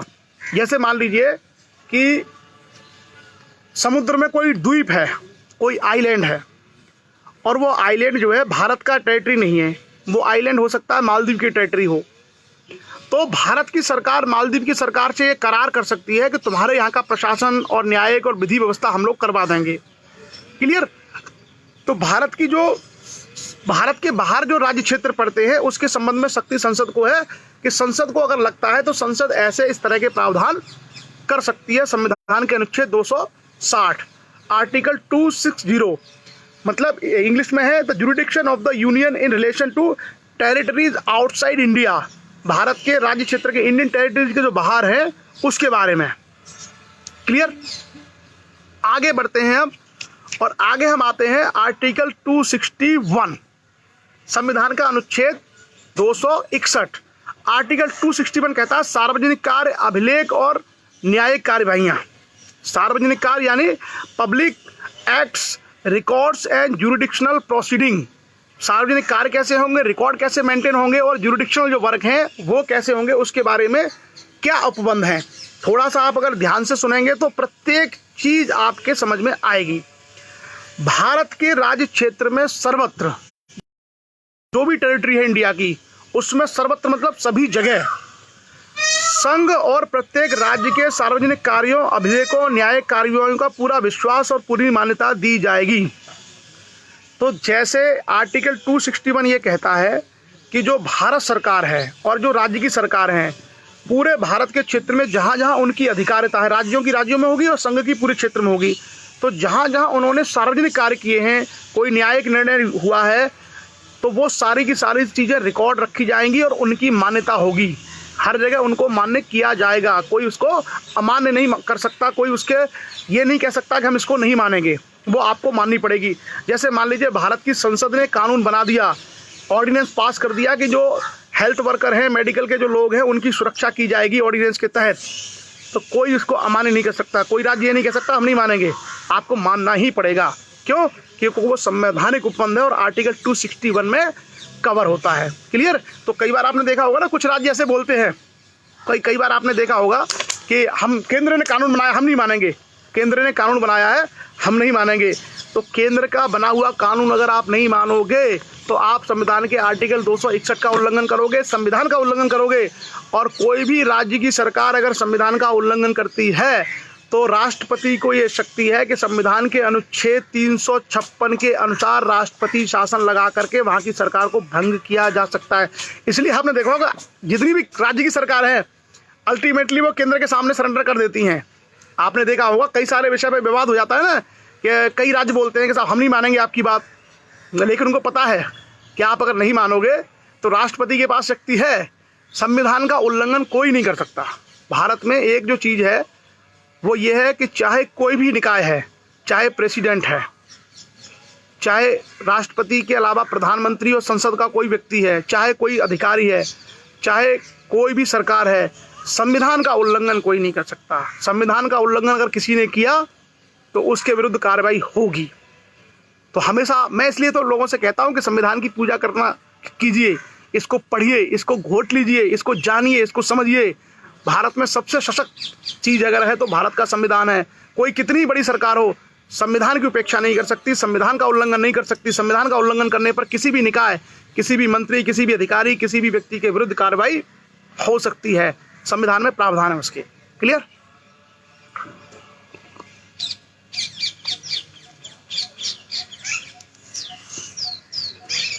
उसके बाद है आर्टिकल 262। आर्टिकल 262 और 263 ये आप लोग याद कर लीजिए। संविधान का आर्टिकल 262, 262 और 263 ये आप याद कर लीजिए, ये बहुत काम आएगा। आर्टिकल 262 और 263 वेरी इंपॉर्टेंट, बहुत ही महत्वपूर्ण है प्रतियोगी परीक्षाओं के दृष्टिकोण से, आपके ज्ञान के दृष्टिकोण से। कई बार ये बहुत काम आते हैं, तो आप चाहें तो इनको याद कर लीजिए। छोटे छोटे आर्टिकल हैं, आर्टिकल 262 और 263, 2 आर्टिकल, ये आप लोग याद कर लीजिए प्लीज, क्योंकि ये बहुत काम के हैं। क्लियर? शिखा त्रिपाठी ने कहा है कि राष्ट्रपति भी नहीं कर सकता। शिखा त्रिपाठी, बिल्कुल, भारत का राष्ट्रपति भी संविधान का उल्लंघन नहीं कर सकता। अगर भारत का राष्ट्रपति संविधान का उल्लंघन करता है तो राष्ट्रपति के विरुद्ध भी महाअभियोग लाया जा सकता है संविधान के अनुच्छेद 61 के अनुसार, और भारत के राष्ट्रपति को उसके पद से हटाया जा सकता है। कोई भी व्यक्ति भारत के संविधान का उल्लंघन नहीं कर सकता, इसको आप गांठ बांध लीजिए। आप बाकी जो चीजें हैं, सामाजिक व्यवस्था है, बहुत सारी चीजों के बारे में आपकी राय हो सकती है, लेकिन संविधान के बारे में कोई सेकंड राय नहीं है। कोई भी व्यक्ति संविधान का उल्लंघन नहीं कर सकता। क्लियर? इसलिए हमारी व्यवस्था संविधान भारत को दुनिया के सबसे मजबूत लोकतंत्र के रूप में क्यों जाना जाता है? आपने देखा होगा कि केवल भारत में 1975 में एक बार आपातकाल लगा था, जो इमरजेंसी घोषित की गई थी। बाकी जो आपातकाल लगा था वो युद्ध के कारण था, जैसे चीन से युद्ध में लगा था, पाकिस्तान से युद्ध में लगा था, वो एक अलग परिस्थिति थी। केवल 1975 में जो आपातकाल लगा था, राष्ट्रीय आपात, उसके अलावा आप देखिए भारत की व्यवस्था इतनी सुदृढ़ है कि कभी किसी पार्टी को बहुमत मिलता है, किसी को बहुमत नहीं मिलता, कई बार सरकारें गिर जाती हैं, गठबंधन की सरकारें बनती हैं, तमाम चीजें होती हैं, लेकिन उसके पूरी की पूरी व्यवस्था, चाहे किसी राज्य का मसला हो, चाहे किसी कोर्ट का मसला हो, चाहे केंद्र सरकार का मसला हो, सारी की सारी व्यवस्थाएं संविधान के दायरे में ही चलती हैं। यानी किसी भी राजनीतिक दल में या लोगों में इतना कि वो संविधान का उल्लंघन करके व्यवस्था को डिस्टर्ब करें, सब लोग उसका पालन करते हैं। और ये भारत के संविधान की बहुत बड़ी विशेषता है। और भारतीय जो राज्य व्यवस्था, उसकी भी खूबी है कि कम से कम संविधान का पालन सभी लोग पूरी शिद्दत के साथ करते हैं। क्लियर? आर्टिकल 262 पे हम आते हैं, और आर्टिकल 262 आता है जल संबंधी विवाद। आपने देखा होगा कि कभी कभार जो नदियां हैं, एक्चुअली जो रिवर्स हैं, नदियों का कोई एक राज्य नहीं होता है। कुछ नदियां ऐसी हैं जो मध्य प्रदेश से निकलती, कुछ नदियां ऐसी हैं जो उत्तराखंड से निकलती हैं, यूपी में आती हैं। कुछ नदियां ऐसी होती हैं जो महाराष्ट्र से निकलती हैं और आंध्रा में चली जाती हैं। कुछ नदियां ऐसी हैं जो तमिलनाडु से निकलती हैं, केरला में जाती हैं। तो भारत में बहुत सारी नदियां ऐसी हैं, यानी जो जल है, पानी है, वो 2-3 राज्यों के बीच में होकर गुजरता है। जैसे गंगा है, अब गंगा को आप देखेंगे तो गंगा उत्तराखंड से यूपी आती है, यूपी से फिर आपका बिहार, झारखंड होते हुए आपके बंगाल तक जाती है। तो नदियां कई राज्यों की सीमाओं से निकलती हैं। कई बार ऐसा होता है कि नदियां बॉर्डर पे होती हैं, जैसे मान लीजिए भारत और एमपी और यूपी के बॉर्डर को बनाती है कई सारी नदियां। यमुना नदी जो है उत्तर प्रदेश और हरियाणा का बॉर्डर बनाती है, यमुनानगर से लेकर के और आपके फरीदाबाद पलवल होते हुए अलीगढ़ आगरा तक की जो सीमा लगती है, वहां तक जो है मथुरा तक की सीमा यमुना नदी बनाती है। तो नदियों के जल को लेकर के विवाद हो सकता है, क्योंकि कोई कहेगा ये हमारी है, कोई कहेगा हमारी है। उसके संबंध में संविधान के अनुच्छेद 262 में प्रावधान है, उसकी अब चर्चा करते हैं। पहले में बहुत आसानी से समझ में आ जाएगा। आंतरिक नदियों, नदी दूनों के जल संबंधी विवादों का न्यायिक निर्णय, education of dispute relating to water of inter state rivers of और रिवर वैलीज। अगर नदियां हैं या नदियों की जो वैलीज हैं उनके बीच में अगर कोई डिस्प्यूट दो स्टेट के बीच में होता है तो उसके बारे में क्या निर्णय होगा। क्लियर। पहला पॉइंट, 2 पॉइंट है इसमें। पहला है कि संसद जो पार्लियामेंट है विधि द्वारा किसी अंतरराज्यीय नदी या नदी दून के या उसमें जल के प्रयोग, वितरण या नियंत्रण के संबंध में किसी विवाद या परिवाद के न्याय निर्णय के लिए उपबंध कर सकेगी। तो अगर 2 राज्यों के बीच में नदी जल को लेकर के विवाद होता है तो उसका निर्णय कौन करेगा? भारत की संसद, भारत की पार्लियामेंट उसका निर्णय करेगी। क्लियर। तो नदी जल के विवाद में अगर बंटवारा है तो उस बंटवारे के लिए कोई भी उपबंध करना होगा तो वो शक्ति, सबसे बड़ी पावर किसके पास है? भारत की संसद के पास। क्लियर। जैसे आपने देखा वो कावेरी नदी को लेकर विवाद हो गया था कर्नाटका और तमिलनाडु के बीच में। गोदावरी नदी को लेकर के कोई इशू रहा था। महाराष्ट्र और आंध्रा के बीच में एक नदी के पानी को लेकर विवाद था। आपने देखा होगा यमुनानगर में हरियाणा में एक हथनी कुंड बैराज है, उस पर पानी को लेकर कभी इशू होता है। हरियाणा कहता है कि इतना पानी छोड़ेंगे, जबकि दिल्ली और यूपी कहती है कि ज़्यादा पानी छोड़ा जाए। कई सारी चीज़ें होती हैं। तो ये सारे जो विवाद है इसका निर्णय करने की अंतिम शक्ति भारत की संसद के पास है। दूसरा इसमें प्रावधान ये है 262 में ही, इस संबंध में किसी बात के होते हुए भी संसद विधि द्वारा उपबंध कर सकेगी कि उच्चतम न्यायालय या कोई अन्य न्यायालय में निर्दिष्ट किसी विवाद या परिवार के संबंध में अधिकारिता का प्रयोग नहीं करेगा। संसद ये भी प्रावधान कर सकती है कि कोई उच्चतम न्यायालय में इस तरह के विवाद पर संसद के पास शक्ति है। तो अल्टीमेटली अंतरराज्यीय जल विवाद, इंटर स्टेट वाटर डिस्प्यूट का अंतिम फैसला करने की शक्ति भारत के संसद के पास है, पार्लियामेंट के पास है। क्लियर। आगे अगला जो आर्टिकल के बीच समन्वय, तो आपने देखा होगा बहुत सारे राज्य हैं भारत में,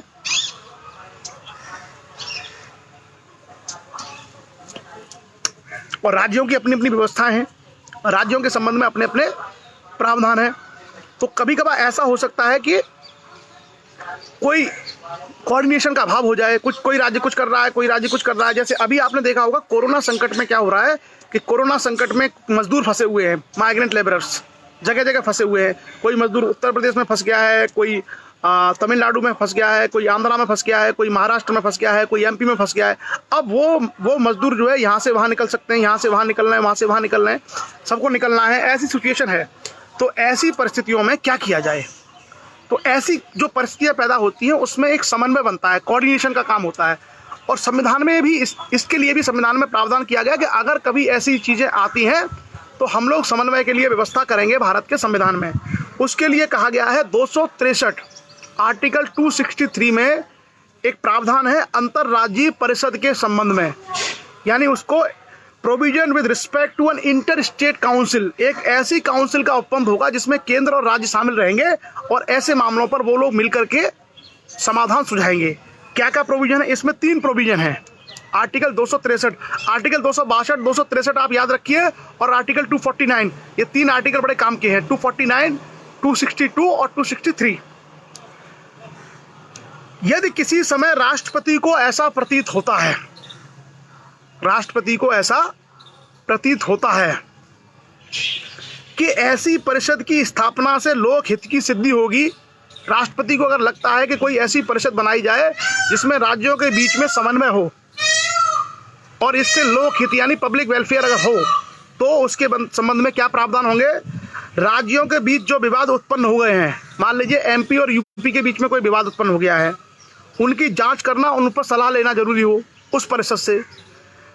कुछ या सभी राज्यों अथवा संघ और एक या अधिक से राज्यों के सामान्य हितों से संबंधित अगर किसी विषय पर कोई खोजबीन करनी है या विचार विमर्श करना हो, ऐसे किसी विषय पर सिफारिश करने और विशिष्टतया उस विषय के संबंध में नीति और कार्रवाई करने के अधिक अच्छे समन्वय के लिए सिफारिश करने के कर्तव्य का भार सौंपा जाए तो राष्ट्रपति के लिए यह विधिपूर्ण होगा कि वह आदेश द्वारा ऐसी परिषद की स्थापना और उस परिषद द्वारा किए जाने वाले कर्तव्यों की प्रकृति को तथा उसके संगठन की प्रक्रिया को विनिश्चित करे।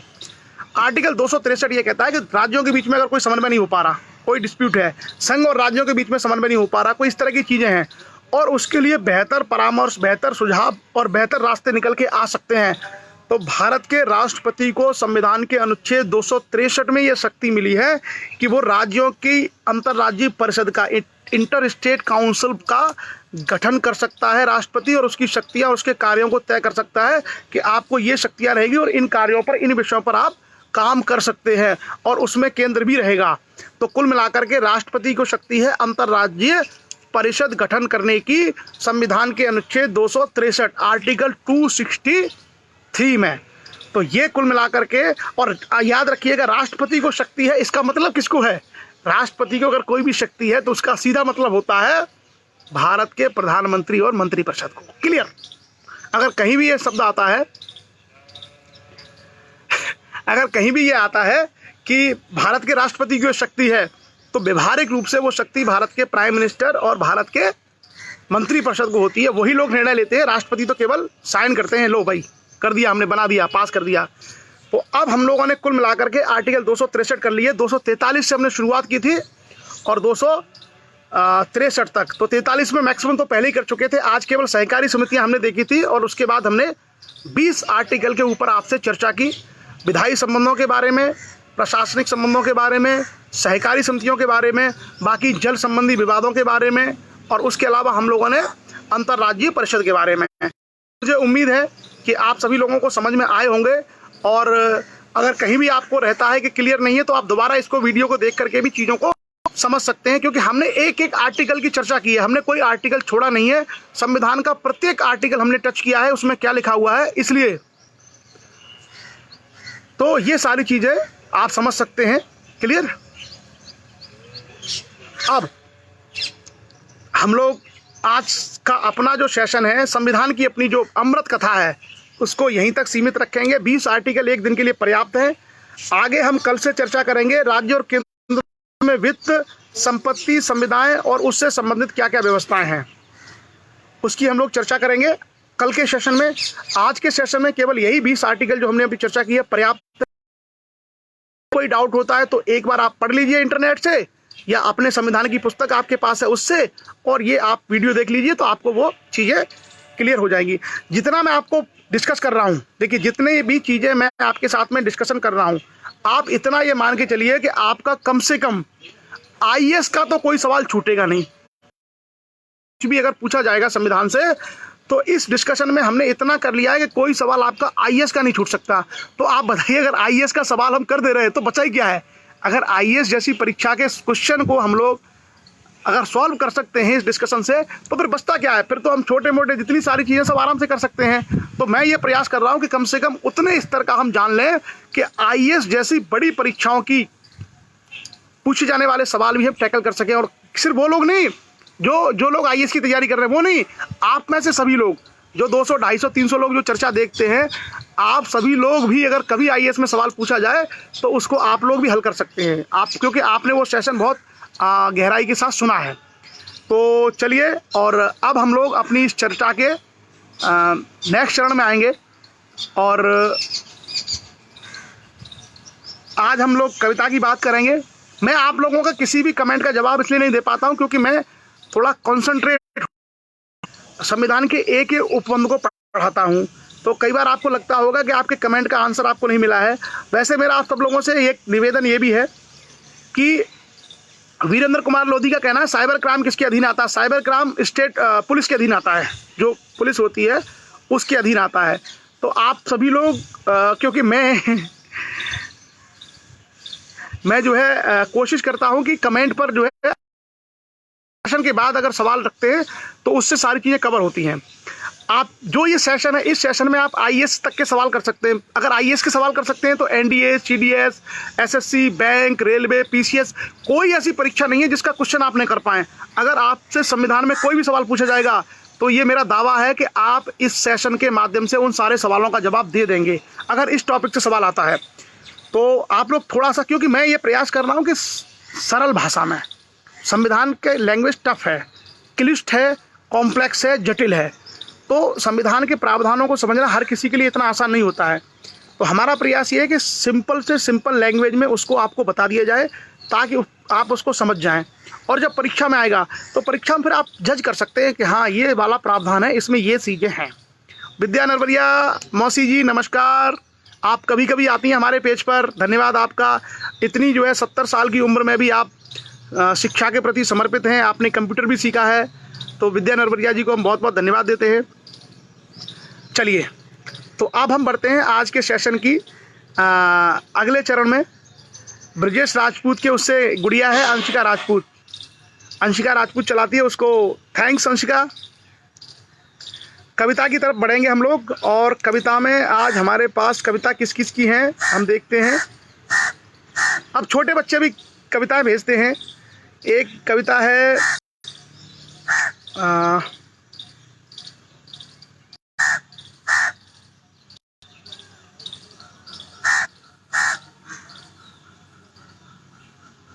किसी बच्चे ने भेजी है कविता, शायद मेरे हिसाब से छोटी सी कविता है,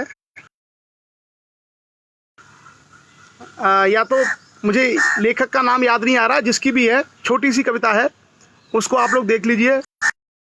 और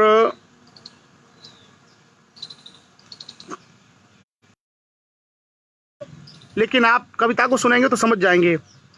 खुद को वक्त नहीं दे पाता, खुद को वक्त नहीं दे पाता हूँ, खुद को वक्त नहीं दे पाता, क्या क्या सोचा करता हूँ, फिर भी वारिसा निर्मल, फिर भी वारिसा निर्मल पथ पर चलता रहता हूँ, फिर भी वारिसा निर्मल पथ पर चलता रहता हूँ।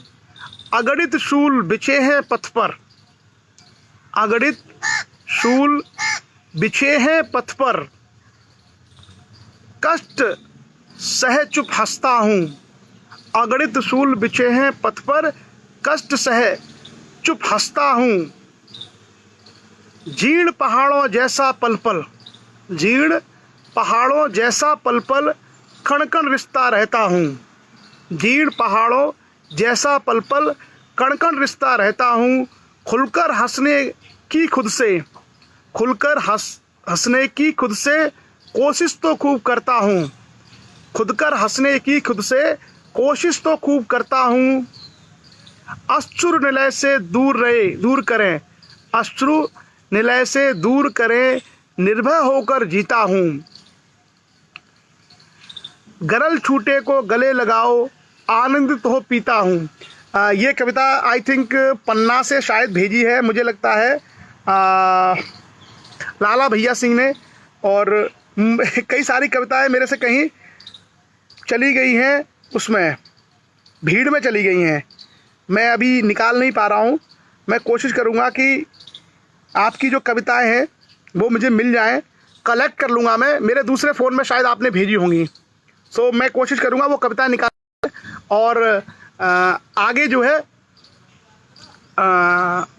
उन कविताओं को हम एक दिन ज़्यादा कर लेंगे, एक दिन ज़्यादा कविताएं पढ़ लेंगे, क्योंकि आज वो मेरे को शायद मिल नहीं रही हैं, हो सकता है इस वाले फ़ोन में हो जिस पर मैं सेशन ले रहा हूँ।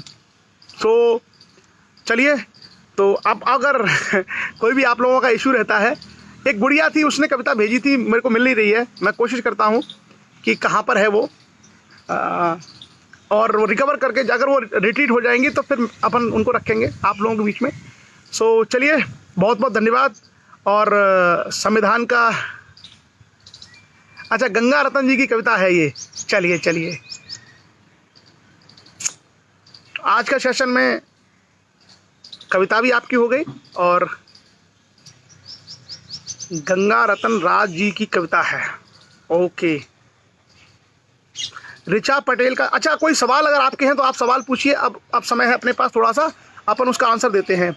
जो भी लोग, सेशन हमारा ख़त्म हो गया है, क्वेश्चन आंसर के लिए जो लोग रहना चाहते हैं वो जुड़े रह सकते हैं, बाकी लोग आप अपना काम भी कर सकते हैं। ऋचा पटेल का सवाल है कि सर एक जिस प्रकार मीडिया समाज को बांटने का काम कर रही है, ऐसे लोगों के ऊपर केस नहीं हो सकता है।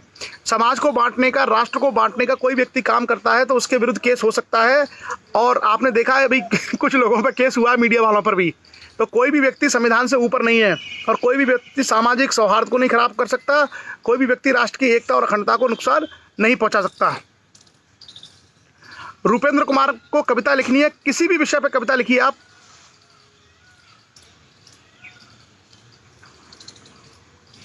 क्लियर? तो चलिए, और बाकी आप सब लोग खुद से पढ़ते रहिए। बहुत बढ़िया मौसम है और समय मिला है। बेसिकली क्या है, ये एक तरीके से जैसे कहते हैं ना कि हर मुश्किल में, हर कठिनाई में एक अवसर होता है। हर मुश्किल में, जब भी आपके जीवन में कोई मुसीबत आएगी तो आप याद रखिए, मुसीबत हमेशा एक अवसर लेके भी आती है। जब संकट आता है तो संकट के साथ में अवसर भी रहता है। तो कोरोना वायरस का जो संकट है, जो मुश्किल हमारे सामने आई है, उसने हम लोगों को घरों में रहने के लिए मजबूर कर दिया, घरों में रहने के लिए बाध्य कर दिया। और आपने देखा होगा कि पहले जो ग्रामीण जीवन था, उस ग्रामीण जीवन में लोगों के पास बहुत समय होता था, लोगों के अंदर बहुत प्रेम था, लोगों के अंदर चीज़ों को लेकर के बड़ी सहजता थी, कम से कम में गुजारा करते थे। आगे चल कर के आपने देखा कि आपाधापी वाला जीवन आरंभ हुआ, लोगों की आजीविका में दिक्कत हुई। और उसके बाद आपने देखा कि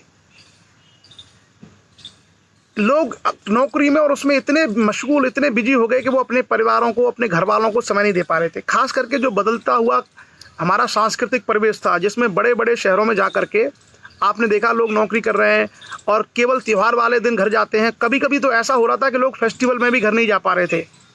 तो जो हमारी ग्रामीण संस्कृति थी, जिसमें सब लोगों के पास समय होता था, मिल के बैठते थे, बात करते थे, परिवार के साथ समय गुजारते थे, खेलते थे, वो कल्चर कहीं ना कहीं आपने देखा था कमज़ोर पड़ रही थी। कोरोना संकट में हम लोगों को फिर से ये अवसर मिला है, मुश्किल घड़ी में, कि हम लोग अपने परिवार के साथ बैठ पा रहे हैं, समय दे पा रहे हैं, उनसे बातें कर पा रहे हैं। और साथ ही साथ आपने देखा होगा कि कमाने की आपाधापी में, चाहे हम प्राइवेट नौकरी करते हैं, चाहे सरकारी नौकरी करते हैं या कोई भी काम करते हैं, उस प्राइवेट सरकारी नौकरी में हम लोगों को समय नहीं मिल रहा था कि हम कुछ पढ़ें, दुनिया के बारे में जानें। क्योंकि हमारा सुबह उठ कर के घर का काम, बच्चे स्कूल भेजना और उसके बाद लग जाना, पूरे दिन ऑफिस में करना, रात को आना थक करके और फिर खाना खा के सो जाना। तो हम समय नहीं दे पा रहे थे अपने आप को रिफ़्रेश करने का, कि हम अपने जो हमारे माइंड का जो भोजन है, अध्ययन करना, पढ़ना, जानना, उसको हम समय नहीं दे पा रहे थे। हमारा शरीर कितना अच्छा रहे उसके लिए हम ध्यान नहीं दे पा रहे थे। काम की आपाधापी में हम लोग कभी अपने आप को समय नहीं दे पा रहे थे। तो जो संकट और कठिनाई आई है कोरोना की, उसमें आप देखिए आपको समय मिला है अपने लिए। आप अपने स्वास्थ्य का ध्यान रख सकते हैं, परिवार के साथ बैठ सकते हैं। आपको समय मिला है कि जो पढ़ाई और लिखाई आपकी छूट गई थी, वो पढ़ाई लिखाई भी कुछ आप दोबारा कर सकते हैं, नई नई चीज़ों के बारे में जान सकते हैं। पूरन सिंह लोधी जी ने कहा है कि संविधान की है वो उन्होंने दोहा और चौपाई में की है। मैं पूरन सिंह लोधी साहब का स्वागत करता हूं और मैं चाहूँगा कि सभी दर्शकों के लिए जो इस चर्चा में है, उनके लिए चौपाई आप भेजें, ताकि लोग उस दोहा और चौपाई के माध्यम से भी उस प्रस्तावना को याद कर लें। संविधान के ऊपर रूपेंद्र कुमार, अगर आपको कोई कविता लिखनी है रूपेंद्र, तो संविधान के ऊपर कविता लिखो। संविधान के ऊपर आप कविता लिखिए रूपेंद्र जी, उसकी हम चर्चा करेंगे। तो ये जो कोरोना, मैंने कहा ना, हर संकट में एक अवसर होता है। जब भी संकट आएगा कुछ ना कुछ अच्छी चीज़ें भी लेके आएगा।